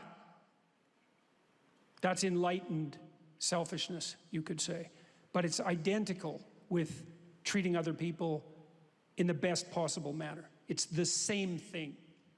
And we know that, you know, we have an ethos, our culture is predicated on an ethos, which is treat your neighbor as you would like to be treated yourself, or maybe more, love thy neighbor as thyself. And that means to act towards your neighbor as if he or she is capable of producing a sequence of Jacob's ladder-like goals across time, and that you're of the same nature, and that will increase the probability that that direction will be the one that makes itself manifest. And that's definitely the case. I mean, I had people in my clinical practice who had become embittered and resentful. They were often naive people, and people generally start out naive, who'd been betrayed. You know, and they regarded their loss of naivety as an increment in wisdom. And you see this with cynical people, right? And they think, well, I was naive and I got burned, and that's not going to happen again. And it's like, fair enough, that actually is an increment in wisdom, but you're in the desert at that point, right? I mean, the naivety wasn't a virtue, and the collapse is a catastrophe, but the place you end up with is not positive. But you're not going to say, well, I'm not going to drop my cynicism and go back to being naive, because that would actually be a reversal of the acquisition of knowledge. Plus, you know, what they say, once burned, twice shy. So then, well, what's the alternative to the cynicism that's induced by malevolence? And the answer to that is something like, it's something like courageous trust. So imagine that you want to bring the best out of people, even though now you know that there's plenty of the worst there too. And the answer is, well, the question is, how do you do that? And the answer doesn't seem to be by facing everyone with a pervading spirit of distrust and bitterness. That just doesn't seem to work. And you might think, well, that's justified because I've been burned multiple times. Why wouldn't I do that? And the answer has to be something like, because you have the courage not to. Right? If you're not going to fall back into a foolish naivety and not allow yourself to be twisted into nihilism by bitterness, then your option is something like, well, I know perfectly well that you're full of snakes, but I'm going to extend my hand anyway, based on the faith that if you have the courage to do that, that the being that you will call out of the other person is thereby rendered most likely to be of the upward stumbling type. And I think that's the case. You know, you see people who are very sophisticated in their perceptions and social ability, and they can interact even with people who are quite corrupt and still increase the probability quite dramatically that the interaction will be positive. And that's part of that impulse towards the development of an equilibrated state.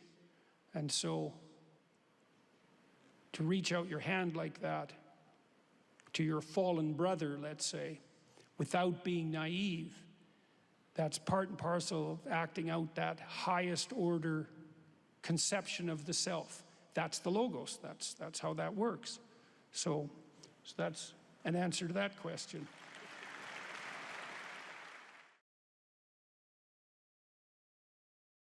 In the future authoring program, which is the one we've done the most research on, so if people do this for 90 minutes badly before they go to college, it'll decrease the probability they'll drop out in the first year by 50%. That's amazing. And it works particularly well for people who are most likely to drop out. So a lot of psychological interventions help the good performers do even better and don't help the bad performers that much. And why do you think it helps them more? Well, I think the good performers already have a bit of a vision and a plan. Whereas the bad performers, they're really ambivalent about what they're doing because they don't have a plan. And we'll talk more about why this is so important. So if you don't have a reason to do something, and then a reason not to do it comes up, well, then you just not do it, because not doing things is real easy. You could just sit there and not do things all day. Doing things takes effort, and so any resistance is likely to, it pushes back against you. And so going to college, it's like, well, why is that difficult? Well, you have to get up, you have to go to your classes, you have to do the assignments, you have to do the reading, you have to write the tests, you have to believe that this path is somehow better than any other path you could be on, and there's innumerable other paths, and that it's better in some fundamental sense than just doing nothing or playing games or being purely hedonic. So there's a lot of, because it's difficult, there's a lot of obstacles. And if you don't have a reason, well, why would you overcome the obstacles? And so what happens when you do the future authoring program is two things. Is first of all, you construe yourself as the sort of person who could have a reason, right? Who could make a vision and impose it on the world. And how do you do that?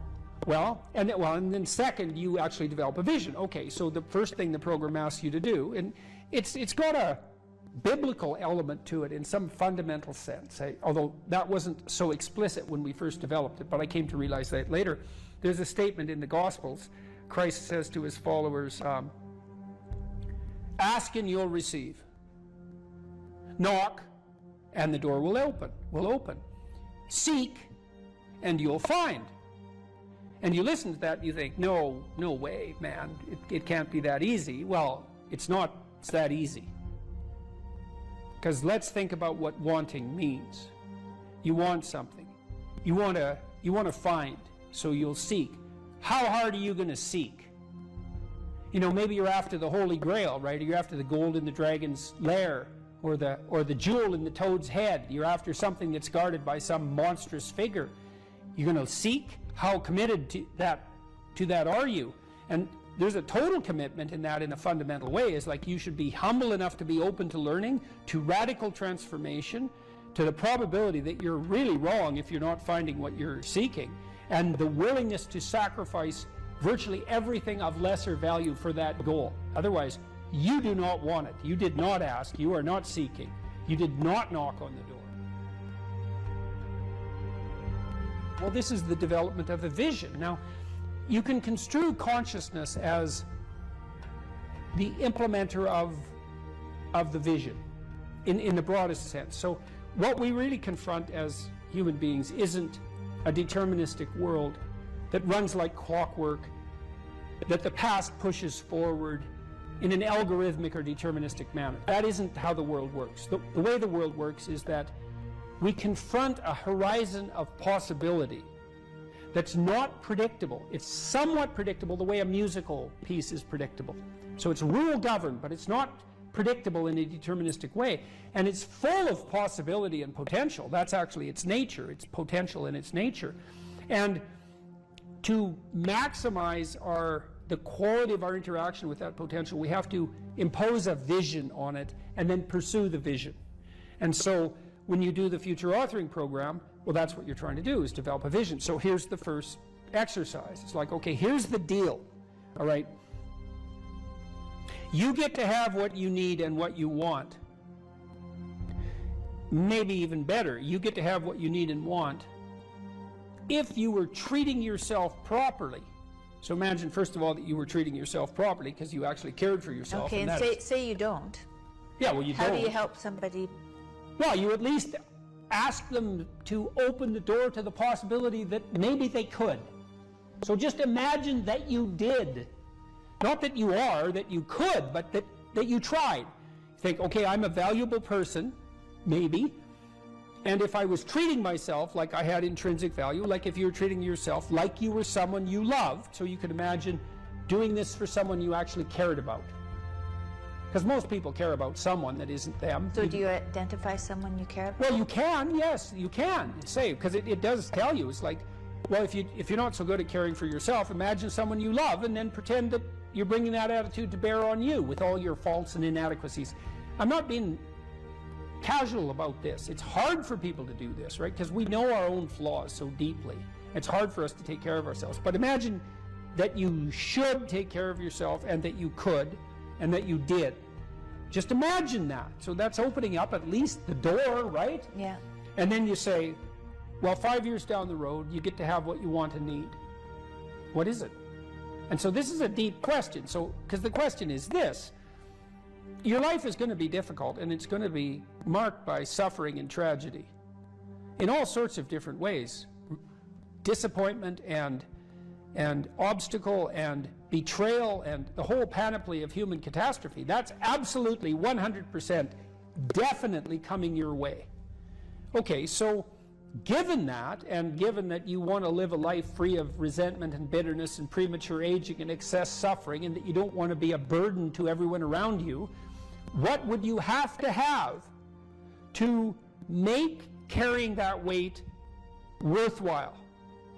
That's a hard question, you know. It's like, what justifies your suffering? That isn't how am I going to be happy. It's what justifies your suffering. Well, ask yourself. You get to have what you want. If you're taking care of yourself, what would it be? Okay, and so you write for 15 minutes about what your life might be like 5 years down the road if you got to have what you needed and wanted. And then we concretize it. You know, I had lots of clients and students who said, well, I don't know what to do with my life. What should I do with my life? And the first answer to that question is, that's not a very good question. Because it's like, what, do you want a one-line answer to what you should do with your life? Like, life is everything, and you want a one-line answer to everything. No. Bad question. You can imagine a desirable future, but it helps to particularize it. So one of the things you might ask is, where do people find meaning? And the answer is, well, in multiple places. Here's some places people typically find meaning. So if clients came to me and they were depressed, first of all, I'd try to find out, are you depressed? Or do you just have a terrible life, or some combination of those two? And you might ask, what's the difference? And that's a really good question. If you're depressed, you have a good life, but you're suffering. So what would it mean that you have a good life? Well, it means somewhat different things to different people, but you can kind of triangulate on it. Probably you have an intimate relationship, or at least you have the prospects of one. So at least you want one, and you believe that maybe you could have one if you don't have one, and probably if you have a good life, you have one. You have some friends. They're real friends, right? You have some family members, children perhaps, if not children, parents and siblings, or perhaps both, grandchildren. You're nested inside a family, and your relationships with your family are desirable. You have a job or a career, and so if it's a job, well, then it's hard, and maybe you wouldn't have picked it as a vocation, but at least maybe you have good relationships with your coworkers, and you're doing something difficult, but that's actually socially productive and useful and generates an income. So that's not nothing. You're educated to the level of your intellectual capability, or you have plans to do so. You're taking care of yourself mentally and physically, and you have a strategy for dealing with the realm of signal temptation, drug and alcohol abuse and sexual misbehavior and that sort of thing. And then we've added one more recently, at least conceptually, that you've adopted a certain degree of civic responsibility, right? You're participating in the broader community in some manner. And if you're doing none of those, my life is meaningless. Are you doing any of these? No. Well, that's why it's meaningless. Those are the domains of meaning. And so, if you're miserable and you have none of those things, the first thing to do, if you're a cognitive behavioral therapist with someone, is to say, well, how about we work on like one of these things to begin with? You know, you need some friends. You need to get out in the dating market. You need a job or a better job. You need an educational plan. Like, you don't have a life, so of course you're miserable, because without sustaining life, without sustaining meaning, life is just tragedy. And so your lot is misery. And so anyways, we ask people to go through these 8 different domains and say, okay, you can have what you want, but you have to aim at it. Sin means to miss the mark, by the way. It means to miss the target. That's what takes you away from God, is to miss the target. What target? Yeah, right. What target? Right. You got to at least know there's a target, then you got to try to hit it. You know, and maybe you don't even know where the target is, but your aim isn't good, but at least you've set up a target now, and you can practice. And so, well, if you had an intimate relationship, what would it look like? If you had some friends, how would you like those friendships to be conducted? If you had a job or a career, what could it be if you had what you wanted?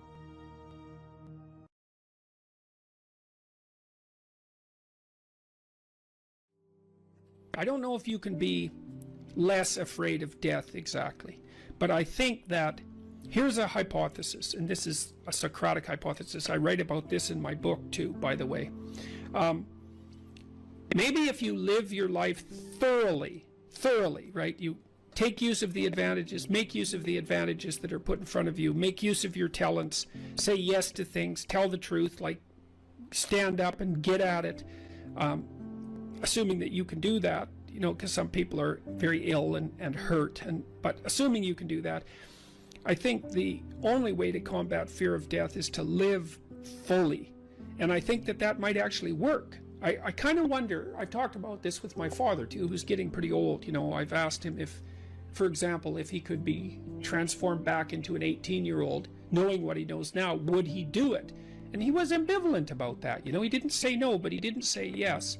And we talked about this idea that if you lived your life fully, you know, maybe that would be good enough. Because, you know, I loved having kids, but I don't feel that I would have kids again, you know, because in some sense I've already done that.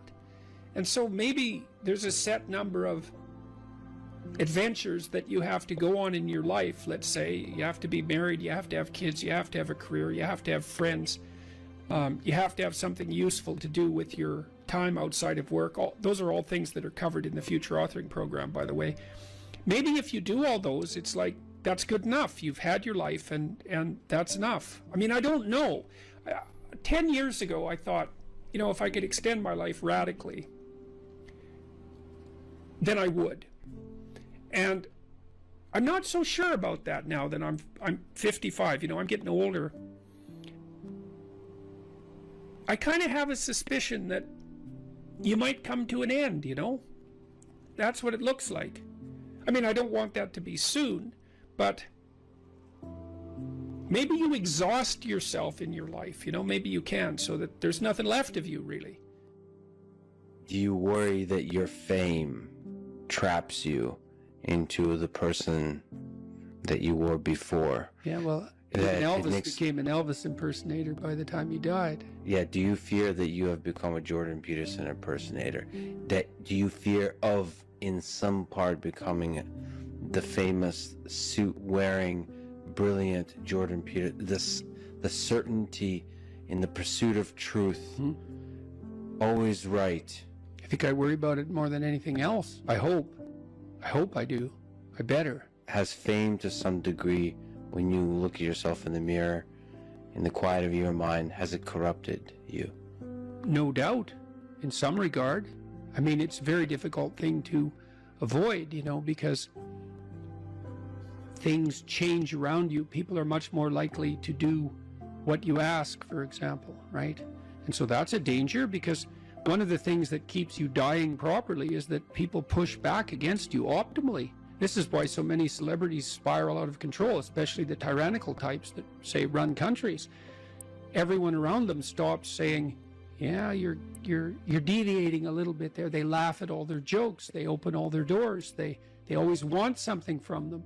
The red carpet's always rolled out. It's like, well, you think, wouldn't that be lovely? It's, well, not if the red carpet is rolled out to you while you're on your way to perdition. That's not a good deal. You just get there more efficiently. And so one of the things that I've tried to learn to manage is to have people around me all the time who are critics, who are saying, yeah, I could have done that better, and you're a little too harsh there, and you're alienating people unnecessarily there, and you should have done some more background work there. And I think the responsibility attendant upon that increases as your influence increases.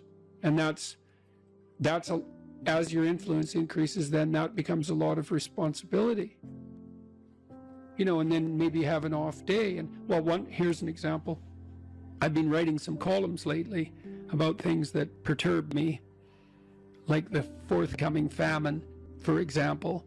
And it's hard to take those problems on. It's difficult to take those problems on in a serious manner, and it's frightening. And it would be easier just to go up to the cottage with my wife and go out on the lake and watch the sunset. And so I'm tempted to draw on anger as a motivating energy to help me overcome the resistance to doing this.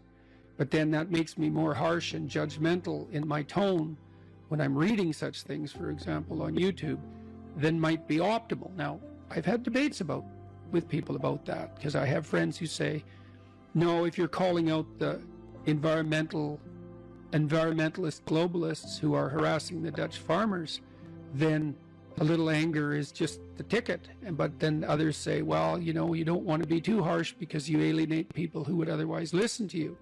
It's like, that's a hard balance to get right. But also maybe anger hardens your mind to where you don't notice the subtle, quiet beauty of the world. The quiet love that's always there, that permeates everything.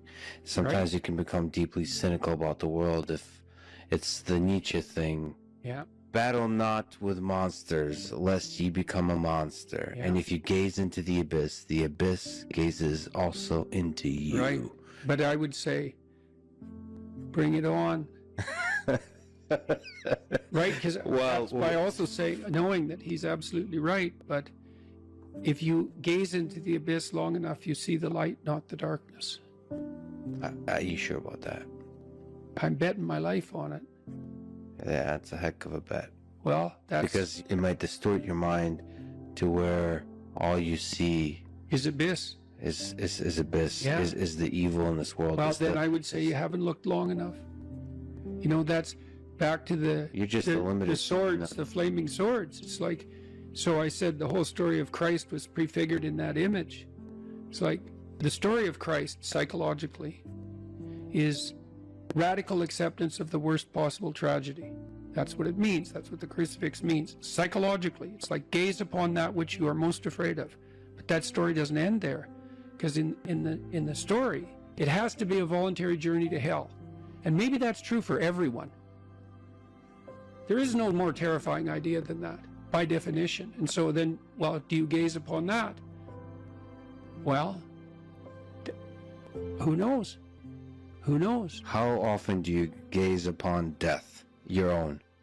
How often do you remind yourself that this ride ends? Personally? Personally. All the time. Because you, as a deep thinker and philosopher, it's easy to start philosophizing and forgetting that you might die today. The angel of death sits on every word. How's that? How often do you actually consciously All the time. Notice the angel? All the time. I think it's one of the things that made me peculiar. When I was in graduate school, you know, I thought about, I had the thought of death in my mind all the time. And I noticed that many of the people that I was with, these were people I admired fine. That wasn't part of their character, but it was definitely part of mine. I'd wake up every morning. This happened for years. Think, time's short, get at it. Time's short, get at it. There's things to do.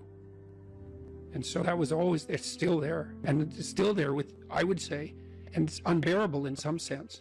Are you afraid of it? Like what's Afraid your of death? relationship? Yeah. You know, I was ready to die a year ago. And not casually. I had people I loved, you know. So no, I'm not very worried about me, but I am very worried about making a mistake. Yeah. I heard Elon Musk talk about that a couple of months ago. It was really a striking moment. Someone asked him about death, and he said, just offhand, and then went on with the conversation. He said, that'd be a relief. And then he went on with the conversation. And I thought, well, you know, he's got a lot of weight on his shoulders. I'm sure that part of him thinks, it'd be easier just if this wasn't here at all. Now, he said it offhand, but it was a telling moment in my estimation. So for him, that's a why live question. Hmm? The exhaustion of life. If you call it life is suffering, but the hardship. I'm more afraid of hell than death. You're afraid of the thing that follows. I don't know if it follows or if it's always here. And I think we're going to find out. What's the connection between death and hell? I don't know. And I don't know. I don't know. Is there something that needs to be done before you arrive? You're more likely to die terribly if you live in a manner that brings you to hell.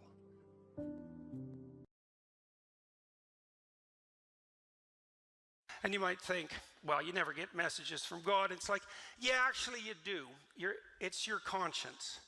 And that pesky little thing doesn't exactly do what you want it to do. It tends to upbraid you on a fairly regular basis and remind you of your various idiocies and inadequacies. And you might think that that's you speaking, but then you might ask, well, why does it tell you things you don't want to hear then? And why can't you control it? And those are both extraordinarily good objections. And the what would you call it? The equation of conscience with the God within, let's say, isn't something I've just invented either. There's a very pronounced and profound thread of Catholic thinking in particular that identifies the conscience with the voice of God within. And it's an idea that emerges in the Old Testament with the prophet Moses. And who's the prophet? He appears with Christ when he's transfigured on the mount. It's Moses and Elijah, who is the first person to posit that God is not in nature, but is the still small voice within. Right, so that's what comes to Jonah. And it says just what the conscience always says, that you have to go do something you'd rather not do. You have to admit something you don't want to do. You have to undertake some remedial action that you don't want to undertake. You have to atone for your bloody sins, and sometimes for the sins of other people. And so the voice comes to Jonah and says, you know, there's a city some distance from you, Nineveh, and it's full of your enemies. And so the people of Nineveh are the historical enemies of the Israelites at that time. But despite the fact that it's a city of your enemies, I want you to go there, because I'm not very happy with the Ninevites. They've wandered off the pathway, and I'm feeling like giving them a good smiting, and if they don't straighten up, there won't be any of them left. And I'm sort of, deliberating about whether or not my choice in that regard is acceptable, and I thought I might send you there just to see if they'll straighten out. And Jonah thinks, yeah, I don't think so, buddy. First of all, I just soon see them go to hell in a handbasket, because they're my enemies and they're the habitual enemies of the Israelite people, so why would I give a damn if they live or die? And since they're my enemies, it might be better if they burn in hell for all I'm concerned, so no, I don't think I'm going to go there. And there's 150,000 of them and one of me, and I'm their enemy, and so why? This sounds like a very bad strategy as far as I'm concerned. So Jonah does what people always do, and he thinks, I think I'll just hightail it in the other direction, which is exactly what you do when you're called upon to say something that you bloody well know you should say, and you don't. And furthermore, you also think in your pride and foolishness that you can get away with it, and you can't, because you never get away with anything. So, and if you think you do, that's that same voice of pride telling you that you are capable of bending or twisting the fabric of reality itself without it snapping back and taking you out. And that is not a wise thing to think. Anyways, Jonah hightails it in the other direction. He takes a boat and he's off to parts unknown. There's no damn way he's going to Nineveh. And so what happens? Well, Jonah is called upon to speak, and he doesn't. And so his life starts to destabilize, as yours will if you're called upon to speak and you hold your tongue. And so the waves rise and the wind blows, and the ship that's Jonah's on, which is the ark or the ship of state, you can think about it either way, is now in danger. And that's exactly what happens to the ship of state when the people who are on board it refuse to say what they have to say and run away instead. And so the waves rise and the wind blows and the ship is in danger, and the sailors, a rather superstitious lot, think, there's probably someone on this boat who isn't quite right with God. And that's a pretty good thing to think, actually, when your shopkeepers are starting to lock up your ice cream because the thieves come in the night to steal it, which seems to be is what's happening in New York right now, and you think that the waves are starting to rise and the wind is starting to blow, and maybe that's because people aren't saying what they have to say. And so Jonah is asked by the sailors, is everything okay with the God you worship and you? And Jonah, who's still a relatively honest man, says, well, no, as a matter of fact, I had a direct commandment from Yahweh. And they say, well, who's this Yahweh? And he says, well, he's the creator of the entire universe, which makes him first and foremost among the gods. And the sailors are pretty short-circuited about this, because they're worshiping these low-level gods who are maybe in charge of like the local tavern or something, and now they've come up with Yahweh, and he's like king of the universe, and now you have Jonah who defied a direct commandment, and they think, well, that doesn't seem like a very good idea if you actually believe in this guy. And nonetheless, the sailors are even pretty good guys, and they try to make for port so they don't have to throw poor Jonah overboard, but it's God they're dealing with, creator of the universe, so the waves just get bigger, and that's just not so good. And finally they think, all right, throw him overboard. And so he's overboard. And so what's the moral of the story there? It's like, keep your mouth closed when you have something to say, and let the cat take your tongue when it asks to, and you'll end up drowning in the briny deep. And you think, well, that's pretty harsh. It's like, no, that's nothing. I mean it. That's nothing. If you think that danger of death is the worst thing that can happen to you, if you walk off the straight, narrow path, you know nothing about life. There are things that are far worse than death.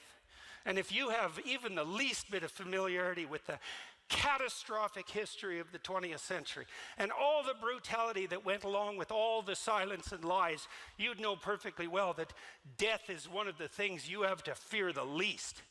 And so what happens to Jonah? He's drowning away. That's pretty miserable, but That's nothing. The beast comes up from hell itself, right? And takes him in its mouth and pulls him down to the depths. And you might say, well, what are the depths? What's this whale? It's the jaws of hell. Well, and how do you know that? Well, he's there for 3 days. It's the same 3 days that Christ spends harrowing hell. It says in the story of Jonah that it's a beast from hell. That's a hint. The parallels are there as well as the direct representations, and it's part of the standard mythological landscape. And what it means is that, look, if you fail to say what you have to say when it's your turn to talk, it isn't just your life that you're putting in danger. It's the entire bloody social contract. So what did Solzhenitsyn note in the Gulag Archipelago, which was perhaps the greatest study of totalitarian atrocity and the psychological reasons, practical reasons as well for the existence of that atrocity? Solzhenitsyn's conclusion was, a totalitarian state isn't a dictator oppressing the freedom-loving masses. That's a fool's vision of the world. It's the universal grip of the lie on every soul, every single one. Not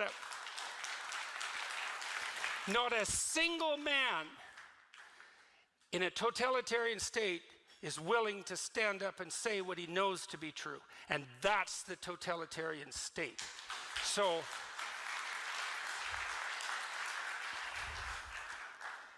what happens if you don't say what you have to say?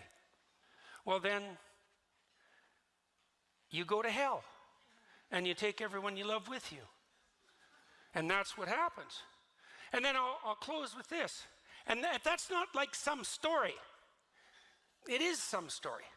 But it's also what actually happens, as bluntly as it can be stated. And so that's another reason why it doesn't take courage to say what you have to say when you're called upon to speak. It takes wisdom, and that's not the same thing. Okay, and I'll close with this. Here's something to think about as well. I've been writing about the story of Abraham. Abraham's an interesting story. So it opens up with a guy who's already in paradise. At least he's in the socialist utopia paradise. And I mean that. In that he has everything he needs given to him. So his state has fulfilled for him the Marxist dictum of each according to his need. Abraham has rich parents. He has everything he needs in his tent. He can lay there and let half-naked slave girls wave palm fronds over him, eat peeled grapes. And he does that till he's like 75. And no wonder. Anyways, a voice comes to him and says, okay, buddy, up and at him.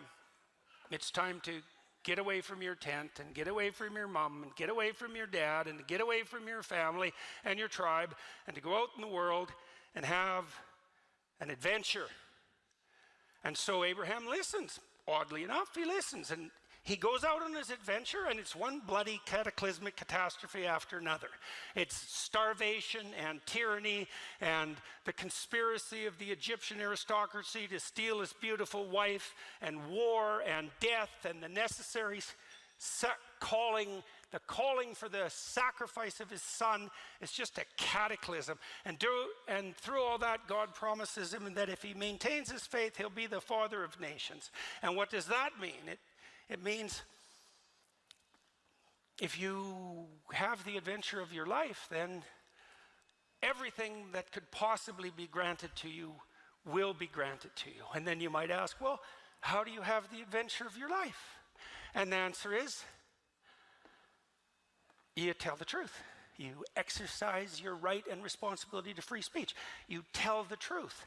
And then you might say, well, why is that an adventure? Well, first I could say, try it. But I could say, let's explain it. Why is it an adventure? And also, why is it your adventure? Well, if you're lying, whatever happens to you, that's not your adventure. If you're lying and something happens to you, that's the adventure of the spirit of the lie. The lie that you think you told, but that actually possesses you. And the adventure of the spirit of the lie is hell. And so that's not a good idea.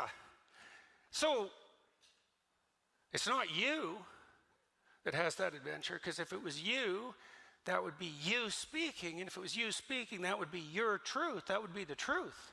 That would be your adventure. And then you might say, well, if it's my truth, it's me, but why is that an adventure? And I can tell you why that is. Imagine that you're having a conversation with someone and you've already decided what you want the outcome of the conversation to be. You want something from that person. You want them to sleep with you. You want them to give you money. You want them to admire you. You want them to think you're beautiful. You have some instrumental goal in mind, and maybe it's even a somewhat noble goal, but it's instrumental. You craft your words so that you manipulate the situation, so that you obtain from the person you're communicating with, the crowd you're communicating with, what it is that you want. And maybe you get it. And then maybe you say, well, what's wrong with that? And what's wrong with that is like, well, what the hell do you know? I'm dead serious. Have you never got something that you were aiming at that was the wrong thing to get? That happens to you all the time. I mean, sometimes you fail too, and that's obviously not pleasant, but the worst kind of failure is to get exactly what you're aiming for and find out that that the lies you had to tell to get it turned out to deliver to you something that not only had no value, but that was actually contrary to your best interests. And then you might say, well, how could you possibly exist in the world otherwise? Because you have to have a plan, you have to be aiming at something, you have to be wanting something to even communicate. And I could say, well, actually, that's not true. You can replace that instrumental longing with faith. And here's the basis of faith, a form of faith. The basis of the highest form of faith is the decision to accept the proposition that whatever happens if you live in truth is by definition the best thing that can possibly happen, despite your inability as a consequence of your limitations to have the wisdom to see that. And it's a statement of faith, because there's no way of demonstrating the validity of that proposition before enacting the hypothesis. You have to commit to it. Well, let's make it practical. I manipulate you and I get what I want, but then I find out I didn't want what I wanted. And so instead, I don't manipulate you. Instead, what I do every time I speak, is I make things as clear to myself and everyone else as I possibly can. Right? And let the devil take the consequences. And so what's the consequence of that? You have no idea what's going to happen next. Right? You throw caution to the wind. You have no idea. You think, well, I better not say that because this might happen. It's like you just have to let that go. It's like, no, this is the thing to say now. And whatever happens, bring it on. Well, that's an adventure. Right, that's an adventure. And if you do it enough, then you have the adventure of your life. And then, if you have the adventure of your life, it's so bloody interesting and so engaging and so exciting that it justifies the misery of your existence.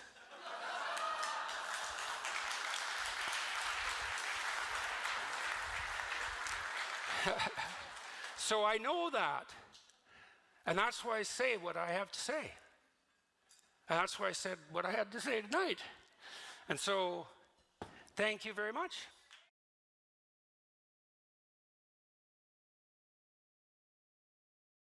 So imagine you have a goal in mind. You want to get to work in the morning. I used to ask my students a question like this, is like, what? Maybe they're going to write an essay. Why are you writing the essay? Why are you in class? Well, I'm in class because I need this class because it's part of my major.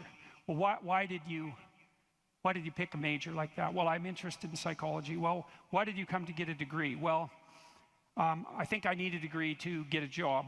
Well, why do you need a job? Well, I need a job to keep body and soul together, and maybe to be productive, and maybe to, establish a name for myself. And why do you want to do that? Well, because, it's part and parcel of living properly. And why do you want to live properly? And well, then, and how would you live if you lived properly? And at that point, people are usually unable to answer, because you can just push people with questions about why until they run out of explanations. But the point is that you're always doing whatever you're doing because what you're doing is nested in a sequence of goal-directed actions. And those can be more or less sophisticated. If you're not very sophisticated at all, the nesting might be like 2 structures deep. Maybe you're, you're bored and you want to go get drunk, and why? Well, because you don't want to be bored. And if someone pushes you a little farther than that, you hit them. And, you don't want to delve into it. But if you're sophisticated, you have a pretty good hierarchy of answers. So you might say, well, why do you want to be a productive and generous citizen? And like I said, people usually bottom out there. But you could say, well, that's part of reciprocal altruism. And if I'm productive and generous, then that'll encourage other people to be productive and generous. And if we're all productive and generous together, then there'll be more for everyone, and we'll all get along better, and we'll get along for a longer period of time, and that'll make us all more stable, and that'll make our societies better.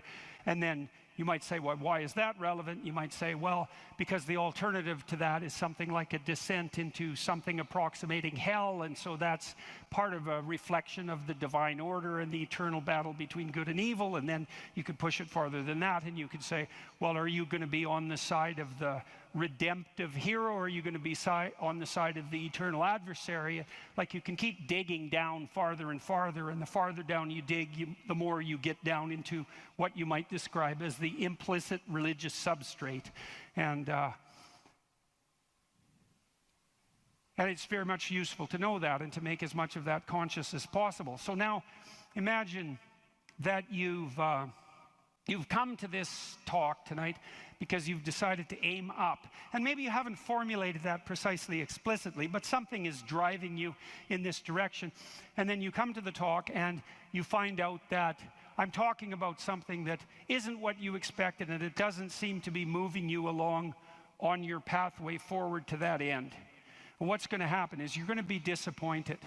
And you might be anxious too. You're going to be disappointed because disappointment signals that you're experiencing something that's not relevant to the goal that you are attempting to pursue, and that might in fact be interfering with it. That's what negative emotion does. And maybe if you're disappointed in what I say, that also makes you anxious because you assumed that you would come here and I would say something relevant, because you assumed that you knew who I was, and then it turned out that I didn't, and then you don't know who I am, and then you don't know what you're doing here, and then you get anxious. And the reason you get anxious is because that's what anxiety is for.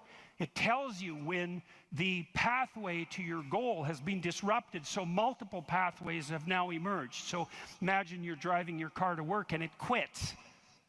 And what happens is you get anxious. And the reason you get anxious is because, well, you were beetling along quite nicely in your world, and everything was reduced to like a unidimensional simplicity. You weren't in a car as an object, you were in a thing that took you to where you wanted to go, and it was just doing what it was supposed to be doing, tracking you along the pathway to your goal.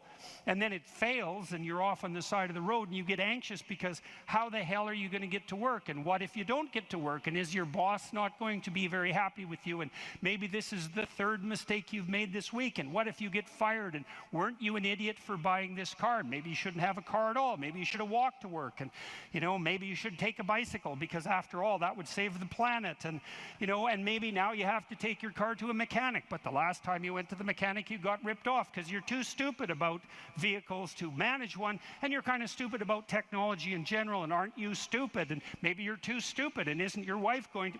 That's anxiety, right? And that's the emergence of a multiplicity of pathways, right? And so what anxiety signifies is the degeneration of an attentional hierarchy into multiplicity. And the reason you get anxious and it feels bad is because now your body can't compute how much energy you have to put out in order to get to your goal. And so you can't organize the world. You're apt to use more resources than you'll replenish. And if you continue to do that, then you'll die. And so anxiety is a signal that complexity has reemerged. Chaos, that's the eternal dragon of chaos. Chaos has reemerged because your narrative has collapsed. And so that's negative emotion. That's what negative emotion signifies, is that it's the collapse of an organizing narrative. And so that's very interesting to know. So you feel positive. If I walk on the stage and I know I'm supposed to go to the front of the stage, say, and the reason I want to do that is because I know I have to talk to you, and that's and I want to talk to you because I think it's valuable to talk to you, etc. That's nested in a hierarchy of value. And if I see a clear pathway to the front of the stage, then that actually produces positive emotion. And that positive emotion impels me forward, because positive emotion does impel you forward. That's what it's for. That's how positive emotion is linked to action. So if you're enthusiastic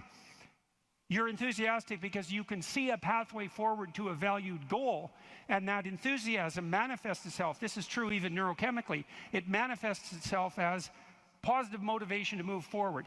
And not only that, if you're moving forward and it's working, your brain tracks the fact that it's working, and then that's linked to dopamine release, by the way, which is what cocaine releases. It's linked to dopamine release. And the other thing your brain is doing, even when you're just walking to where you want to go, if you're successfully walking there, your brain tracks what you're doing. There's circuits that are activated while you're doing it. And if what you're doing results in the result you desired, then the dopamine floods those little neurons that are active, and it makes them grow and flourish. And so as you practice something that's working, the circuit that is activated as you're practicing is bathed in dopamine, and that makes it stronger. And that feels good. It's growth. It's part of positive emotion. And so the positive emotion moves you forward, but also encourages you to develop a habit of that practice. And so one of the things I would bloody well say is, don't make a habit of pursuing things that aren't good for you, because you build that into you. That's what happens if you become addicted to something, you know. You build a little monster inside you that's grown. It's there. It's after one goal, despite everything else. Not a good outcome. So now positive emotion also signals the fact that it's also an energy conservation observation. So as I move forward towards my goal, with each step I take, it's going to take less energy to get to the goal. And so that means that the positive emotion signifies, what would you say? It signifies the increasing efficiency of your action as you move towards a goal.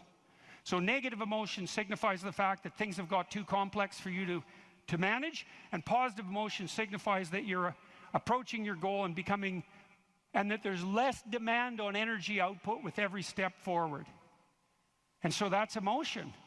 And that's pretty much worth knowing. And then what happens when you're watching a movie is you infer the goal of the protagonist, or the villain for that matter. You infer the goal of the character that's being portrayed on the screen. You adopt that goal as your own. Then you play out the emotions in your own body, which mimics the structure what would you call the character that's being portrayed on the screen, and you live that all out inside you. And that's also how you understand other people, right? You don't listen to someone and then figure out what they're saying and then infer what they're thinking. That isn't how it works. What you do is you listen to someone till you figure out what they're up to. As soon as you figure out what they're up to, you can adopt that frame of reference. As soon as you adopt that frame of reference, you have the same emotions. And that's what makes you united. And so that's so interesting. And so then you think, look, there's 5,000 people in here. If there were 5,000 chimpanzees, you guys would be tearing each other into shreds, because no one would be able to know what anyone else was up to. But because all of you are here paying attention to the same thing in the same way, you have virtually identical emotional states, and that means instantly your behavior is rendered predictable to one another. And there's no difference between that and peace. They're the same thing. And so what that means is that one of the predicates of a civil, productive, and peaceful society is that everyone inhabits the same narrative. And you might say, well, we don't need the same narrative. It's like, yes, we do, because if we inhabit a different narrative, then we're running emotionally in different directions, and we will not understand each other, and we will run into conflict, and that conflict can become deadly at the drop of a hat. And so it's a precondition for a civil society that everyone is united in the same narrative. And then that begs the question, right? What is the narrative insofar as we're unified? And another question, which is, what should the narrative be? Right? Now, the postmodernists figured out that we looked at the world through a story, but they said their mantra is they became skeptical of meta-narratives, which are uniting narratives. And that's all well and good to be skeptical about meta-narratives, but you run into the problem of internal disunion, because if you don't have a uniting narrative, then you're divided against yourself, and you run into the problem of social disunity, because if we're not looking at the same thing for the same reason, then we can't get along. And those are big problems. Now, the way the postmodernists glided over that immense cataclysmic problem was to offer the proposition that the narrative that unites us is just one of power and oppression, right? And that the fundamental motivation that guides, first of all, even your internal organization, your own internal tyranny, you know, you're oppressing your id or your natural self. And then if you establish a relationship with someone like a marriage, well, that's just a manifestation of patriarchal oppression. And if you organize a business relationship, it's a relationship of mutual exploitation, and so far and so on, all the way up the political hierarchy, all the way back into the past. A more dismal view of human existence couldn't possibly be formulated. And I always think about it as a kind of implicit confession. It's like, so you think the world's all run by power, do you? Okay, I know what game you're playing and attempting to justify, and it's completely bloody preposterous, because first of all, if you tyrannize yourself, you're going to be one miserable creature. Plus, you're going to rebel constantly, as you already know. I'm sure all of you have tried at one time or another in your life to force yourself to do something with a whip, so to speak, and what you instantly find is that you're so condemned to be free that you'll even resist your own tyranny, right? Try telling yourself to do something and see if you do it. I'm going to go to the gym. That's New Year's. I'm going to the gym 3 times a week, 2 hours a day. It's like, no, you're not. You're going to last like 3 days. And then you're going to find an excuse.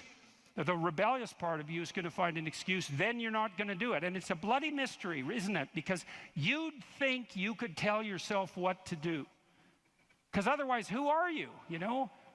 You're the part that told yourself what to do, but you don't listen, so what the hell's that part? That's you, that's for sure. So you can't even tyrannize yourself with any efficiency. And then if you're married, men, you're married, try tyrannizing your wife. And see how well that works. And like, it might work for 10 minutes, but she's not as big as you, but she's a lot sneakier. And so, and you have to wake up with her tomorrow morning. And so even if you do win the fight, which you won't, she's going to bloody well take it out on you the next day, and no wonder. And so you're bound in that relationship by the necessity of continual iterative interactions, right? And they have to be moderately peaceful, or you're going to tear each other into shreds. And if it's constant conflict, you're both going to just exhaust yourself and die. So how the hell is that going to work? So it has to be at least mutually reinforcing. And maybe if you really got it together well, you could interact with each other in a way that improved your interactions across time. And maybe you're wise enough so that if you were on that track, the way you would experience that in the moment would be as exactly the kind of relationship you'd want to have with someone. And that would be something like the spirit of play and romantic love. And that would be the manifestation of an instinct that orients you across time properly in a relationship in the moment. And that's such a wonderful thing to know, right? That instinct for play and romantic love might be the voice of the wisest instinct you have, the deepest orientation to meaning that you have.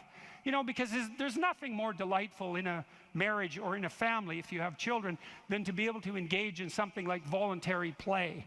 And you know, if you could have the world set up the way you would want it to, if you had any sense, wouldn't it be something if mostly what you did was something akin to play? And that's equivalent. Christ in the Gospel says, know that unless you become like a little child, you'll never enter the kingdom of heaven.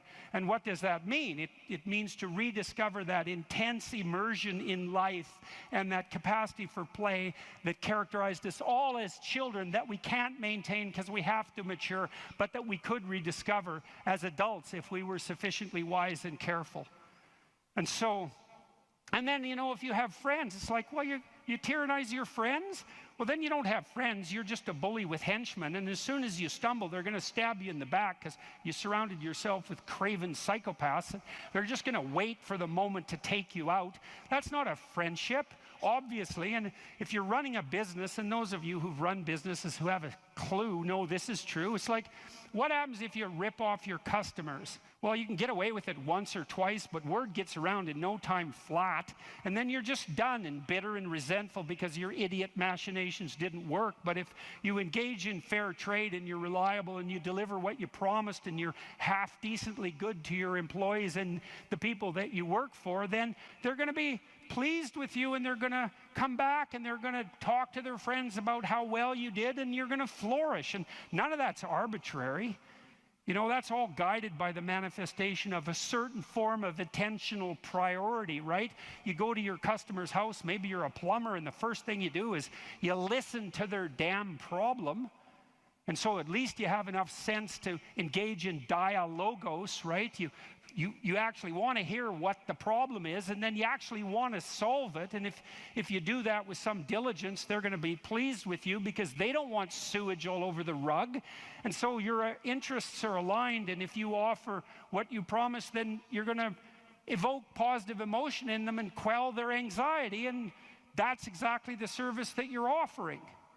And so that means you're acting out the proper story. You're productive and generous and honest, and there's nothing arbitrary about that as a ethos that unites you internally and that also makes it possible for you to exist in a peaceful and productive society.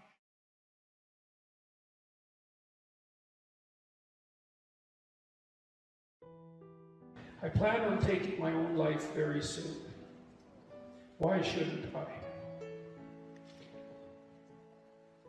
Well, I'm going to assume this isn't a casual question, you know, that's being put out for the purposes of display.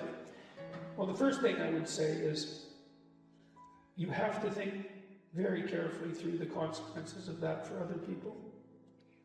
So I've had clients in my clinical practice who never recovered from the suicide of a family member. Decades later, they're still torturing themselves about it. And so that's what you leave behind. Now, the problem is you might be dreaming about that, you know, because maybe you're feeling that life has been twisted against you and that people deserve to suffer for the misery that they've imposed upon you.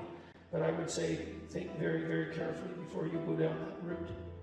You know, it's a terrible thing to leave people with. And so part of the reason that suicide has been illegal in most societies is because it absolutely devastates the people you leave behind. And you might think, well, you know, if you're really depressed, then maybe you're really depressed. That's a possibility.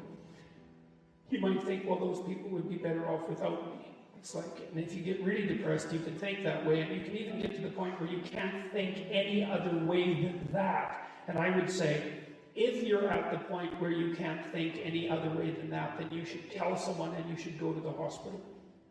Because that can happen, you know, it can happen if you get depressed. And there are treatments for depression, you know, and many of them work. For some people, antidepressants work like mad. Now, they don't work for everyone, and I'm not claiming that they're a panacea, but they certainly beat the hell out of suicide, right? And even if they have some negative side effects, and sometimes they do, quite frequently they do, the negative side effects aren't fatal. It's like, well, there's the possibility that your condition is physical, that you're ill in some way, either physically or perhaps you have a psychological problem. Maybe you were hurt, or I mean, there's lots of reasons that people get depressed that are very, very complex. I would say don't give up hope and do something final before you've explored all possible options. And if you haven't talked to a psychologist, you haven't talked to a psychiatrist, you haven't tried antidepressants, you haven't revealed to your family or people that care for you that this is how you're feeling, then you owe it to yourself and them to explore every possible avenue before you take such a step. And then you don't want to deprive the world of what you can bring to the world. That's the other thing, you have intrinsic value, and you can't just casually bring that to an end. You leave a hole in the fabric of being itself. So, a wise man that I once worked with said, he was a very strange person. He was a psychologist at the maximum security prison in Edmonton, and I worked with him for a while, briefly, very briefly, at the prison itself. And he said, you can always commit suicide tomorrow. And that's it's a flippant statement in some sense, but he meant it in a very serious way. It's like, you only get to decide that once, and you can put it off. And so I would say just put it off, and then put it off some more, and then put it off some more, and see what you can do to put yourself together. You explore every possible option. And if you're so hopeless that you have a suicidal plan, which is a real sign of danger, if you really know how you would do it and you've thought it out, then I would say, tell someone, for God's sake, tell them, or go to a hospital and tell them. And for sure, try antidepressants. But what the hell do you have to lose? So do everything you possibly can to address the issue before you do something like that. And do give some thought to the people that you're going to leave behind, because believe me, you may just absolutely wipe them out in a way that they will never recover from. You cannot fix someone's suicide. You're stuck with it. And you think you torture yourself for the rest of your life. If I would have only known, if I would have only said something different. This particular client talked to her relative, a sibling, who committed suicide like 20 minutes before he committed suicide, probably after he took the pills. And she was kind of preoccupied because you don't know that the person at the other end is at the end of their tether. And she never forgave herself for not responding properly in that last phone call. That's a hell of a thing to leave someone with. And the final thing I would say is, don't be so sure that your life is yours to take. You don't own yourself the way that you own an object. You have a moral obligation to yourself as a locus of divine value, let's say. You can't treat that casually. It's wrong. So those are the reasons. Explore everything you can explore to put yourself back on your feet. All the things. There's all sorts of treatments for depression. Don't leave people around you with that to suffer from for the rest of their lives. Don't underestimate your value in the world. And don't underestimate the fact that suicide is wrong. And so those are 4 reasons why you shouldn't end your life soon, or at all, for that matter. So, Our daughter ended her life at 24 due to depression. If someone is determined to end their life, how can one change their mind? Oh, well, first of all, I'm very sorry about that. That's a terrible thing.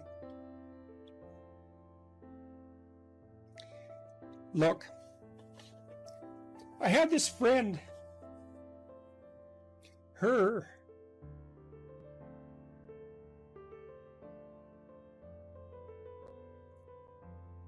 sorry. There's been a lot of depression in our family, so it's a question that cuts close to the bone. Anyways, I had this friend, a friend of my parents, and her granddaughter committed suicide, She was just beating herself up about that. What could have I done? What could have I done differently? This is the problem with suicide. It leaves everybody behind thinking, oh my God, what could have I done? I could have treated the person better. I could have listened. I could have been there. It's like, and she was just beating herself up about this, really feeling that she wasn't a useful person, that she'd failed as a grandmother. She's a really good person, And so I went for a walk with her, and I said, and she's married, and she likes her husband, and he's a really good guy. And I said, look, you're blaming yourself for the for your granddaughter's suicide. It's like, are you blaming your husband? Are you sitting him down and telling him what a useless bastard he was as a grandfather because his granddaughter committed suicide and how he failed completely? She said, no, I'd never do that. So I said, well, don't do it to yourself. No. People, depression is a terrible thing. And many, many, many things cause it. And we don't understand. We understand some of them, but lots of them we don't understand at all. You know, sometimes people get depressed because they're really sick. We know that depression can be an inflammatory disease. It might be associated with autoimmune dysfunction. There's lots of reasons that people get depressed, and depressed people can go places that are so dark you just cannot imagine it. And it isn't necessarily the case that you can always rescue someone, you know. But drowning yourself in the aftermath of a suicide is not helpful. So there's a good room for self-forgiveness there, you know. I mean, maybe you did some things you shouldn't have done that were reprehensible and all of that, but you don't want to beat yourself up.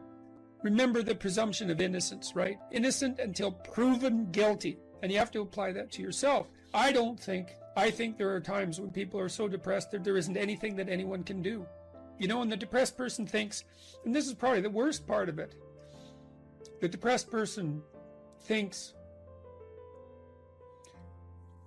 everywhere I look, it's nothing but catastrophe. And I can't see any way out of it. I can't see any path forward whatsoever. And then they think as well, and maybe it's the combination of these two thoughts that really make people suicidal. It's like, it's hopeless. It isn't going to get any better. No matter where I turn, there's no escape. The suffering is unbearable. And I'm absolutely no use whatsoever to anyone. It would be better for everyone if I was just gone, because if I'm not so much of a burden now that it's going to destroy their life, then I'm going to be that much of a burden in the future. And so it's hard to imagine what that's like for people, but it's dreadful. And there's lots of ways you get there. And so you can listen to people. You can desperately encourage them to seek the help they need. You know, like I've seen antidepressants work miracles on very, very many people. Now, they don't work for everyone, and they're not a panacea, but, you know, they have side effects and all of that. But one of the side effects of untreated depression is that you kill yourself, and there is no recovery from that. And the probability is actually rather high. So you can go to war with them about antidepressants. If the person can't get out of their depression and they're suicidal, it's like, what do they have to lose? 1 month on antidepressants. They'll know. Well, they might have to experiment longer, because it would depend on, you know, some people respond better to some classes of antidepressants than the others. It's worth having a war with someone if they're in dire straits and they won't do everything they can to get better. ECT works, electroconvulsive therapy works for intractable depression. It's a terrible thing to contemplate, but the modern versions of ECT aren't. One flew over the cuckoo's nest. And again, it's like, there's no coming back from death. So, look, it isn't clear. You can't rescue everyone. People get sick and they die. And sometimes the way they die looks like it's depression. Depression is a multifaceted phenomenon. You can be there for them, you can listen, you can watch, you can intervene, you can try to understand, you can hold them accountable, you can do all of those things. But everyone has their own destiny, you know, and you're not omnipotent. And so sometimes a catastrophe occurs, like your daughter's, and then you should try to drag the least amount of misery forward that you can. Once you recover from your grief.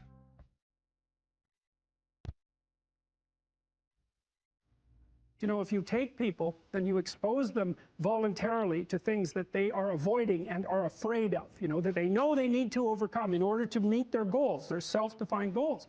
If you can teach people to stand up in the face of the things they're afraid of, they get stronger. And you don't know what the upper limits to that are, because you might ask yourself, like, if for 10 years, if you didn't avoid doing what you knew you needed to do, what would you be like?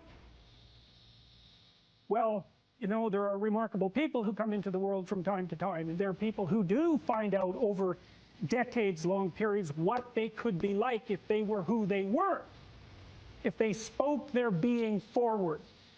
And they get stronger and stronger and stronger, and we don't know the limits to that. We do not know the limits to that. Probably running at about 51% of our capacity. Something, I mean, you can think about this yourselves. I often ask undergraduates how many hours a day you waste, or how many hours a week you waste. And the classic answer is something like 4 to 6 hours a day.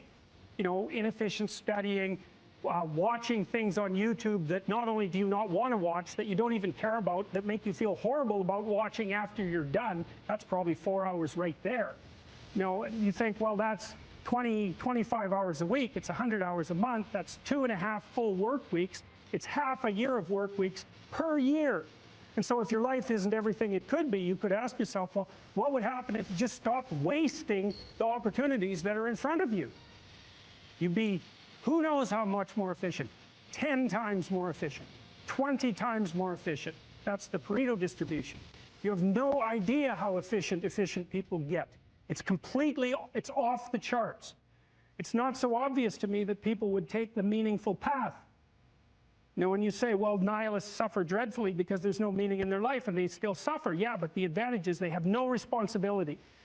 So that's the payoff, and I actually think that's the motivation. Say, well, I can't help being nihilistic. All my belief systems have collapsed. It's like, yeah, maybe. Maybe you've just allowed them to collapse because it's a hell of a lot easier than acting them out. And the price you pay is some meaningless suffering. But you can always whine about that, and people will feel sorry for you. If you live a pathological life, you pathologize your society. And if enough people do that, then it's hell. Really, really.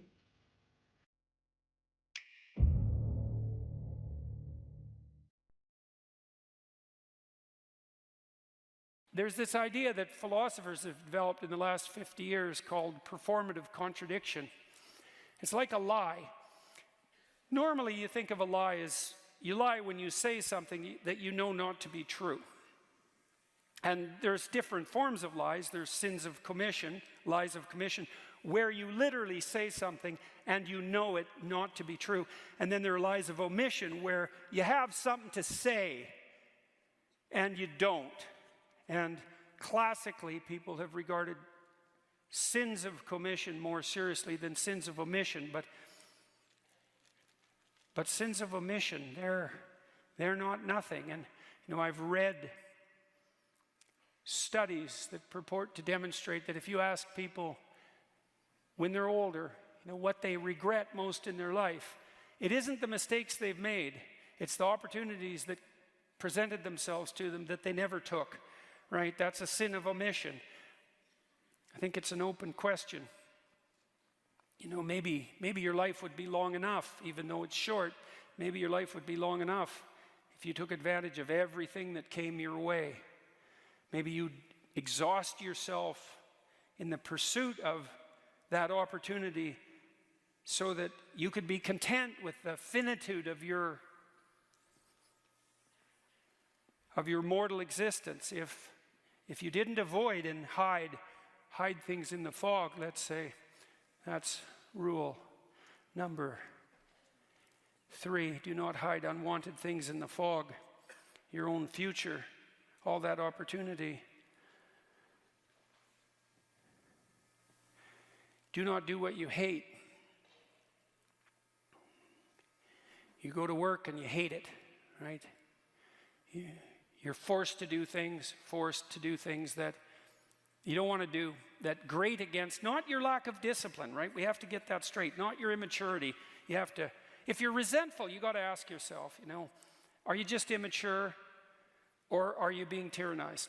No, those are the questions. And the probability that you're immature is very high if you're resentful, but it's also, well, it's the case for everyone, right? It's like, have you fully grown up? It's highly improbable. And well, you know people, you know what they're like, you know yourself, that you're still 13 in some ways. And I can see this in my clinical clients often. It was so interesting watching them talk, because especially if they had been hurt at some point in their life, they would literally, I could see them transform right before my eyes. I saw one woman once who talked to me about a very traumatic experience she had. Her mother put her in a grocery cart, and it was on a hill. And she rolled down the hill in the bloody grocery cart, and it spilled her out. And she ended up in the hospital and under the care of a pretty damn psychopathic nurse. And it really tilted her towards paranoia for the rest of her life. Right? She was so shocked, first of all, that she got hurt, and second of all, that when she went for help, she encountered someone malevolent who actually, what would you say, fed on her pain. She never recovered from that. And then when she was telling me the story, she was like a 55-year-old woman. She was 5. Like everything about her just shifted, like her tone of voice, the set of her face, the voice she used. You could just see that part of her had come to one crash and halt in the out-of-control shopping cart that hit the pavement hard when she was 5 years old. And this hate.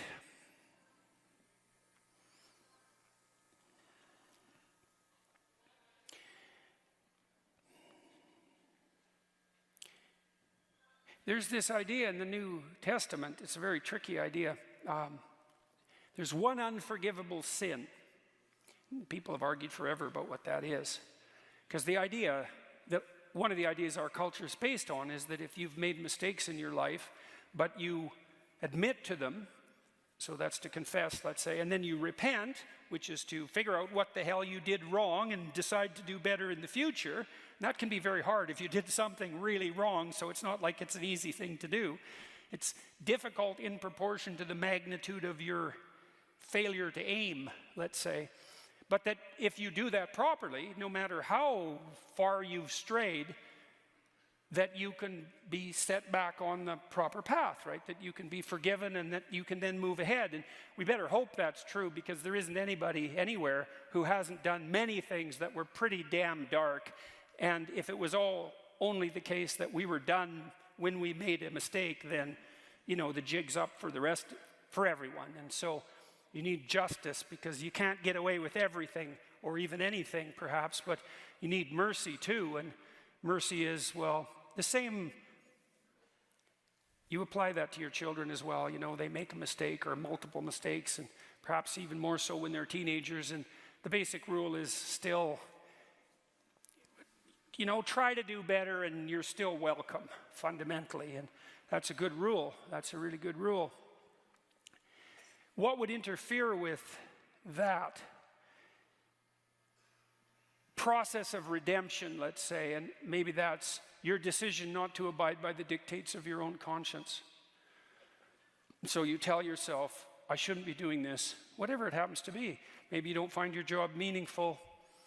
And not that that's a simple problem. Or maybe you're really called upon to do things at work or in your family life, or just to save your good name, that really do disturb you, and yet you do them anyway. And then you practice doing that. You make that into a habit, and everything you practice, that becomes you. This is true neurologically. If you repeat something over and over, if you practice it, you build the biological structures that make you an expert at that. And so if you're practicing violating your own conscience with a performative contradiction, this other form of lie, this willingness to act out things that run contrary to your own sense of morality, right? So you act out a lie. Well, then you become the embodiment of a lie. And, well, there's endless metaphorical speculation about the spirit of the lie, right? I mean, that's one of the characterizations of the great adversary of mankind, you know, is the prince of lies. And you allow that to take up its residence within you because you're rationalizing doing what you hate, then you do that at your own peril. And if you get really good at that, maybe there's no way back. The danger of being an actor, you know, is that you become the actor and then you lose you, obviously. You replace you with that falsehood, and that will make you bitter. To lose you in the service of a falsehood. And then, you know, once you're bitter, then you're vengeful. And once you're vengeful, then you're, what's next? Fratricidal. That's Cain, by the way. And once you're fratricidal, the next step is homicidal. And the step past that is genocidal. And, you know, you can walk down all those steps, and people have lots of times. And every one of us has something in us of all of that. That's for sure. And you don't want to practice that. If you study the development of the fantasies of very, very dark people, you see that they brood and fantasize in isolation for years. And the fantasies get darker and darker and darker. So they're bitter and resentful to begin with. And then they start fantasizing about, well, what they would want. That can take a sexual end, or it can take a very violent end, or it can take both. And what they're really after is the ultimate in revenge. And on the sexual front, they find a kick in extending the, what would you call it, unacceptability of the fantasy one stage at a time. The famous and extremely attractive sexual serial killer, what was his name? There's a famous photograph of him like this, very attractive man. Do you remember his name? Ted Bundy. Anybody? Ted Bundy. Ted Bundy detailed out exactly how his fantasies progressed as he became more and more involved with pornography. And what happens in some sense is that these people who are nursing these terrible fantasies want to stay on the edge of novelty. And so their fantasies get darker and darker and darker as they progress down that road. And so after 1,000 such micro progressions, they end up in exactly the sort of pit that you're describing.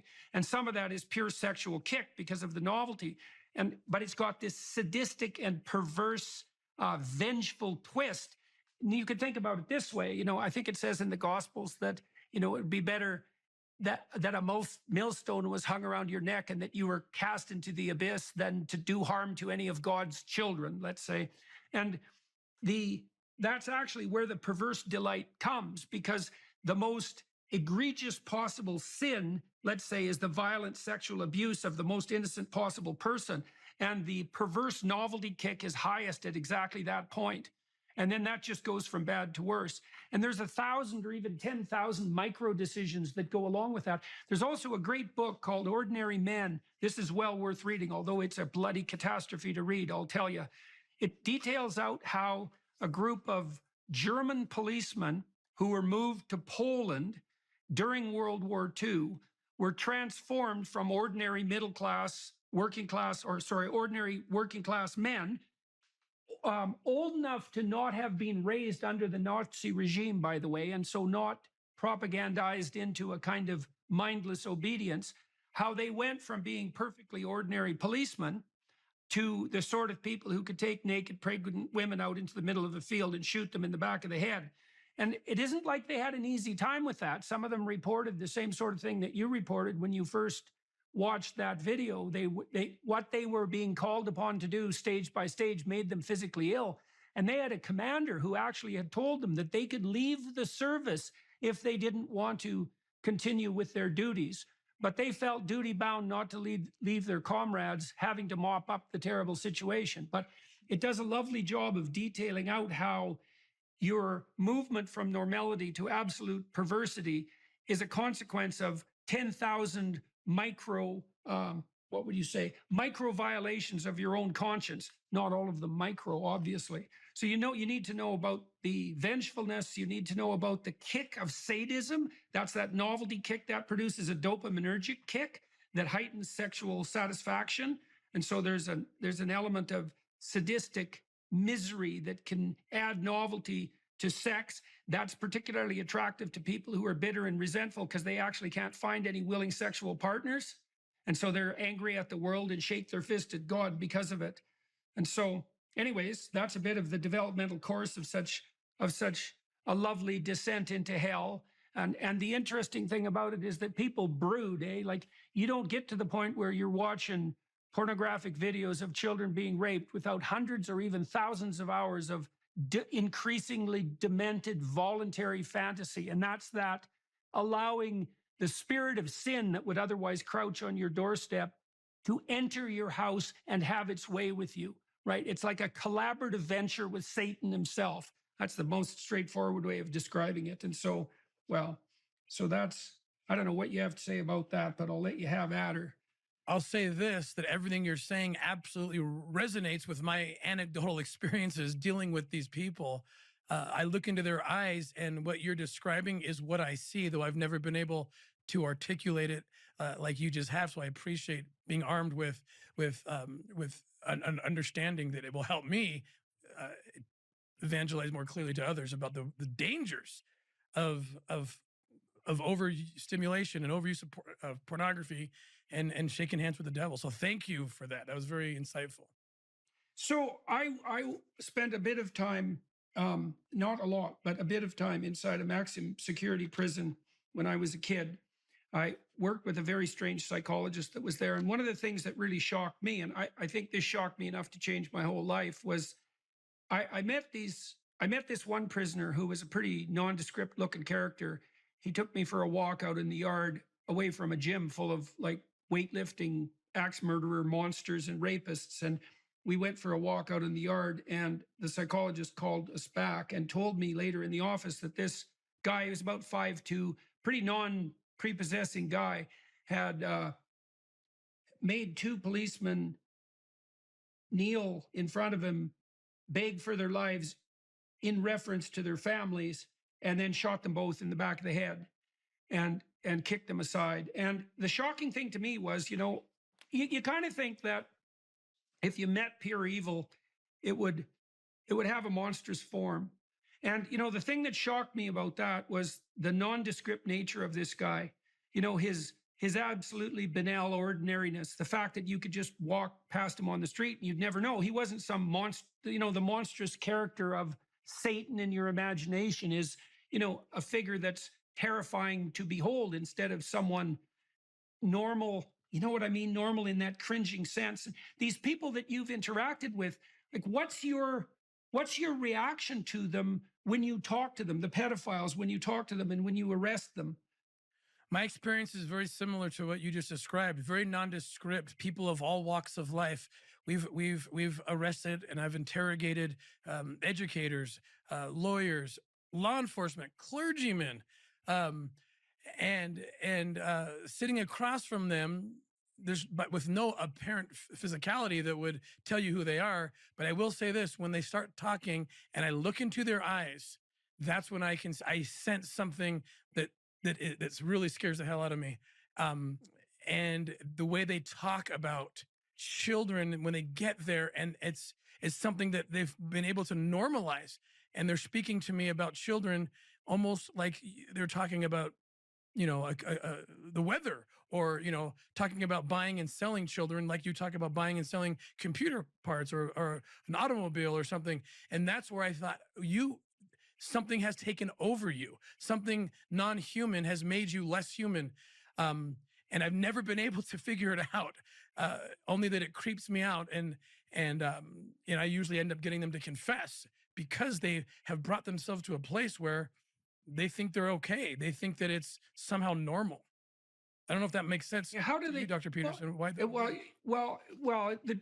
The degree of rationalization that has to, with each step forward in the progress of the fantasy, there has to be a step forward in the self-deception with regards to self-description, right? So imagine that you're attempting to cling to a sense of yourself at least as normal, but even maybe as a moral agent. I mean, the more forthright pedophiles claim that they're only allowing children to express their true sexual desires, and that what they're actually doing is forming the best relationship with the children that they've ever had. Now, of course, there's part of them that knows that that's an absolutely bloody, screaming, hellish lie. But you get to that lie, like I said, with 1,000 micro lies, right? And you're modifying your self-conception along the way. I mean, have you had these people justify themselves to you? And if so, by what means do they attempt to do that? So one person that comes to mind, absolutely, the answer is yes. And one person that comes to mind is the person depicted in the film Oshensky. This person had written articles, self-published, of course. He had a book that he actually sold on Amazon. And his understanding or his justification was that the puritanical society of this country has crushed the true and beautiful and righteous sexual experience, which the most natural would be between a man and a child, a prepubescent child. A prepubescent child is the most beautiful form of humanity, and why take that away from a child? Children would be well conditioned to confront the challenges of life if only they could experience orgasmic pleasure even in their prepubescence. This is how they talk. Right. And Well, that you saw echoes of that. There was attempts made in the 1970s by French intellectuals, surprise, to have the age of consent reduced radically. And that was always the rationale. It was an extension of the patriarchal oppression theory in some sense, right? That all sexual expression is essentially pure and good in its most fundamental form. And it's all warped by social pressure. And if we were just allowed to express ourselves in every manner that we saw fit, then everyone would be free and we wouldn't suffer anymore from the constraints of tyrannical society, right? And it's just convenient for the bloody pedophiles that happens to justify them doing whatever the hell they want to children who are obviously too young to consent.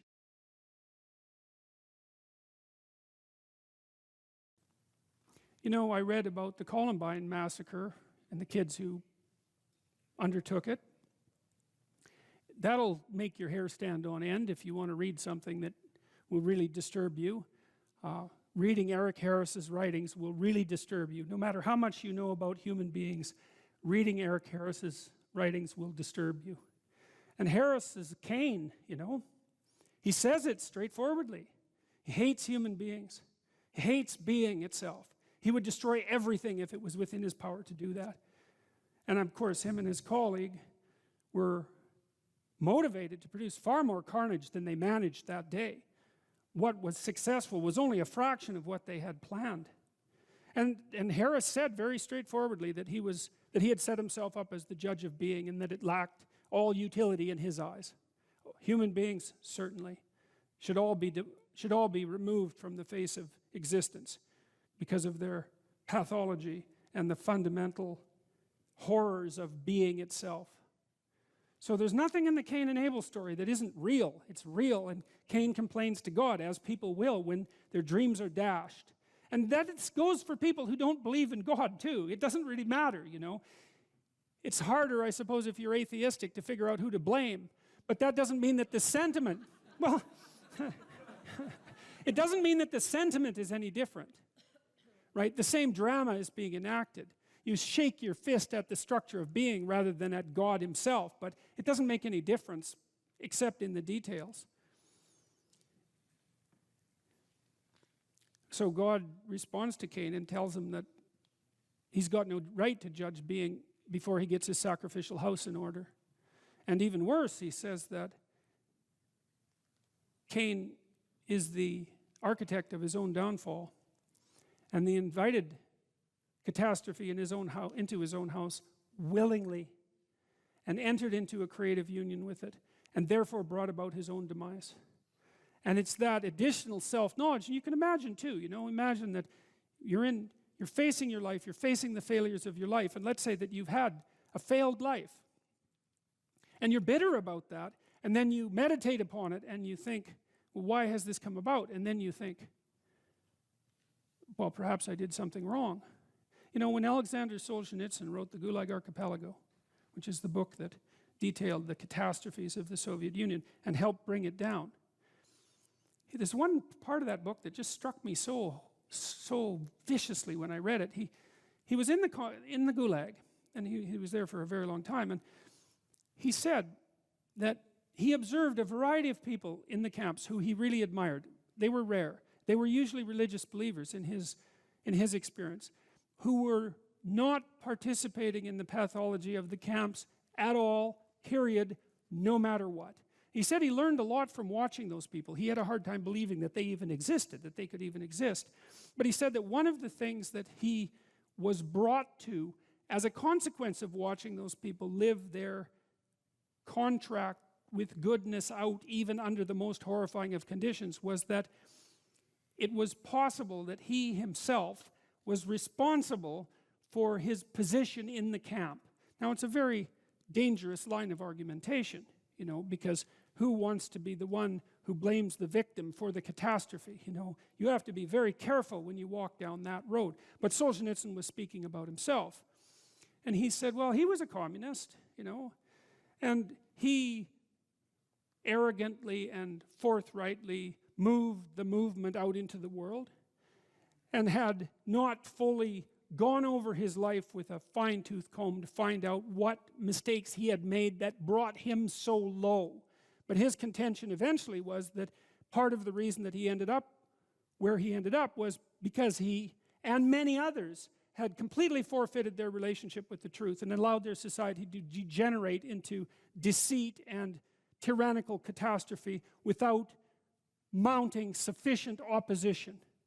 And so he decided when he was in the camps to straighten himself out bit by bit, and that culminated in the production of the Gulag Archipelago, and that book really demolished once and for all any moral credibility that the communist totalitarian systems had left.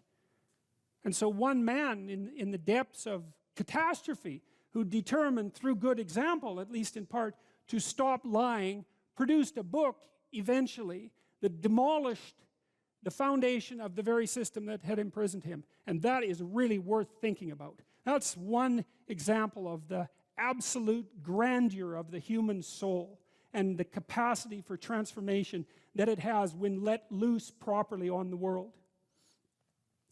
So let's say you're conceptualizing your own failure, you know, and you meditated on it and you come to the conclusion that God forced Cain to. Hey, not only have things not been going very well for you, but it's actually your fault.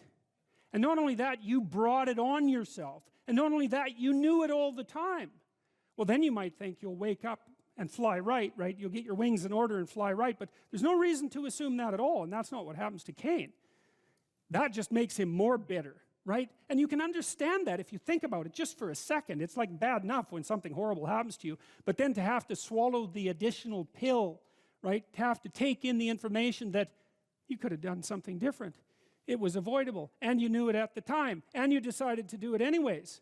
And I think people are in that situation a lot more often than anyone is willing to admit. You know, you have that little voice in the back of your head that says, don't do it. And you override it. And you know it's arrogance that makes you override it. It's always arrogance, you know. It always warns you. It's always arrogance. Yeah, I can get away with it. It's like, no, you can't. I don't think you ever get away with anything. So, and maybe your experience has taught you different, but my suspicions are it hasn't. And if you think it has, well, the other shoe hasn't yet dropped. So Cain doesn't take the opportunity to let God's wisdom reorient his character. And that could have been the outcome. He could have got down on his knees, so to speak, and said, oh my God, I've been wrong all along. I've been living improperly. I've been making the wrong sacrifices. Abel deserves everything he has. I got exactly what was coming to me. You know, could I possibly now straighten myself out and live in repentance and improve my position? But that's not what he did at all. He said, all right, fair enough. I get it. It's like, I'm going to go after the thing I most admire, and I'm going to destroy it. And I'm going to do that despite its cost to me. And I'm going to do that just to spite the creator of being. Well, that's exactly what Harris did at Columbine. It's exactly what he says, in fact, in his uncanny writings. It's why the mass murderers always shoot themselves afterwards, not before. Because you might wonder, if you're so upset with the structure of being, why you don't just commit suicide in your basement? Why do you have to go out and mass murder before you top it off with a gun to your forehead? Well, you don't make the point as effectively if you just commit suicide in your basement. It's like, well, my life means nothing to me, but neither does anyone else's, and neither does the structure of being itself, and I'll take all my revenge as much as I possibly can, and then just to show you how little I care, I'll cap myself off at the end. And I would say also, people say all the time, I don't understand how that could happen. It's like, I don't believe that. I think an hour of thought, of real thought about your darkest feelings about existence itself, illuminates the pathway to that sort of behavior quite clearly. And I think if you, I mean, I might be wrong. Like, I might be a darker person than most, and it's certain. Okay.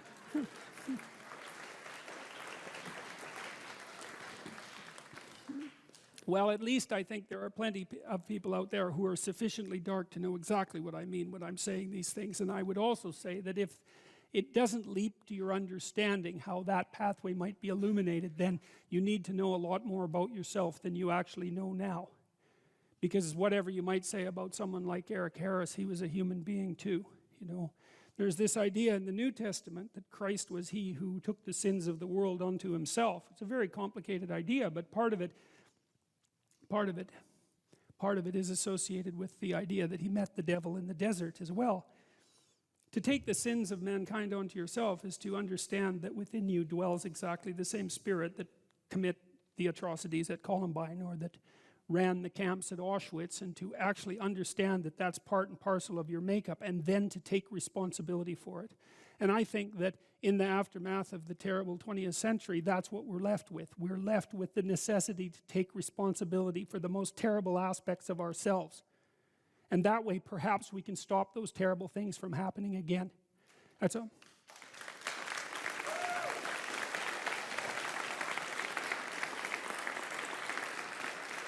And that also means, you know, that you don't look for the, what would you call it, the purveyor of malevolence outside yourself, right? It isn't someone else, even though sometimes it's someone else. You know what I mean. It's like there are identifiable perpetrators, but that's not precisely the point.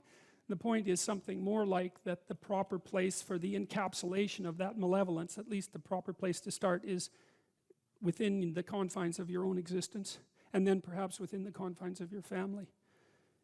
And that way you're not a danger to those that you misapprehend as malevolent and evil, because you won't get your aim right to begin with. You'll identify them improperly, and you'll take your revenge in a manner that allows you to omit your own responsibility, to act out your unconscious desire for revenge, and to move the world just that much closer to hell.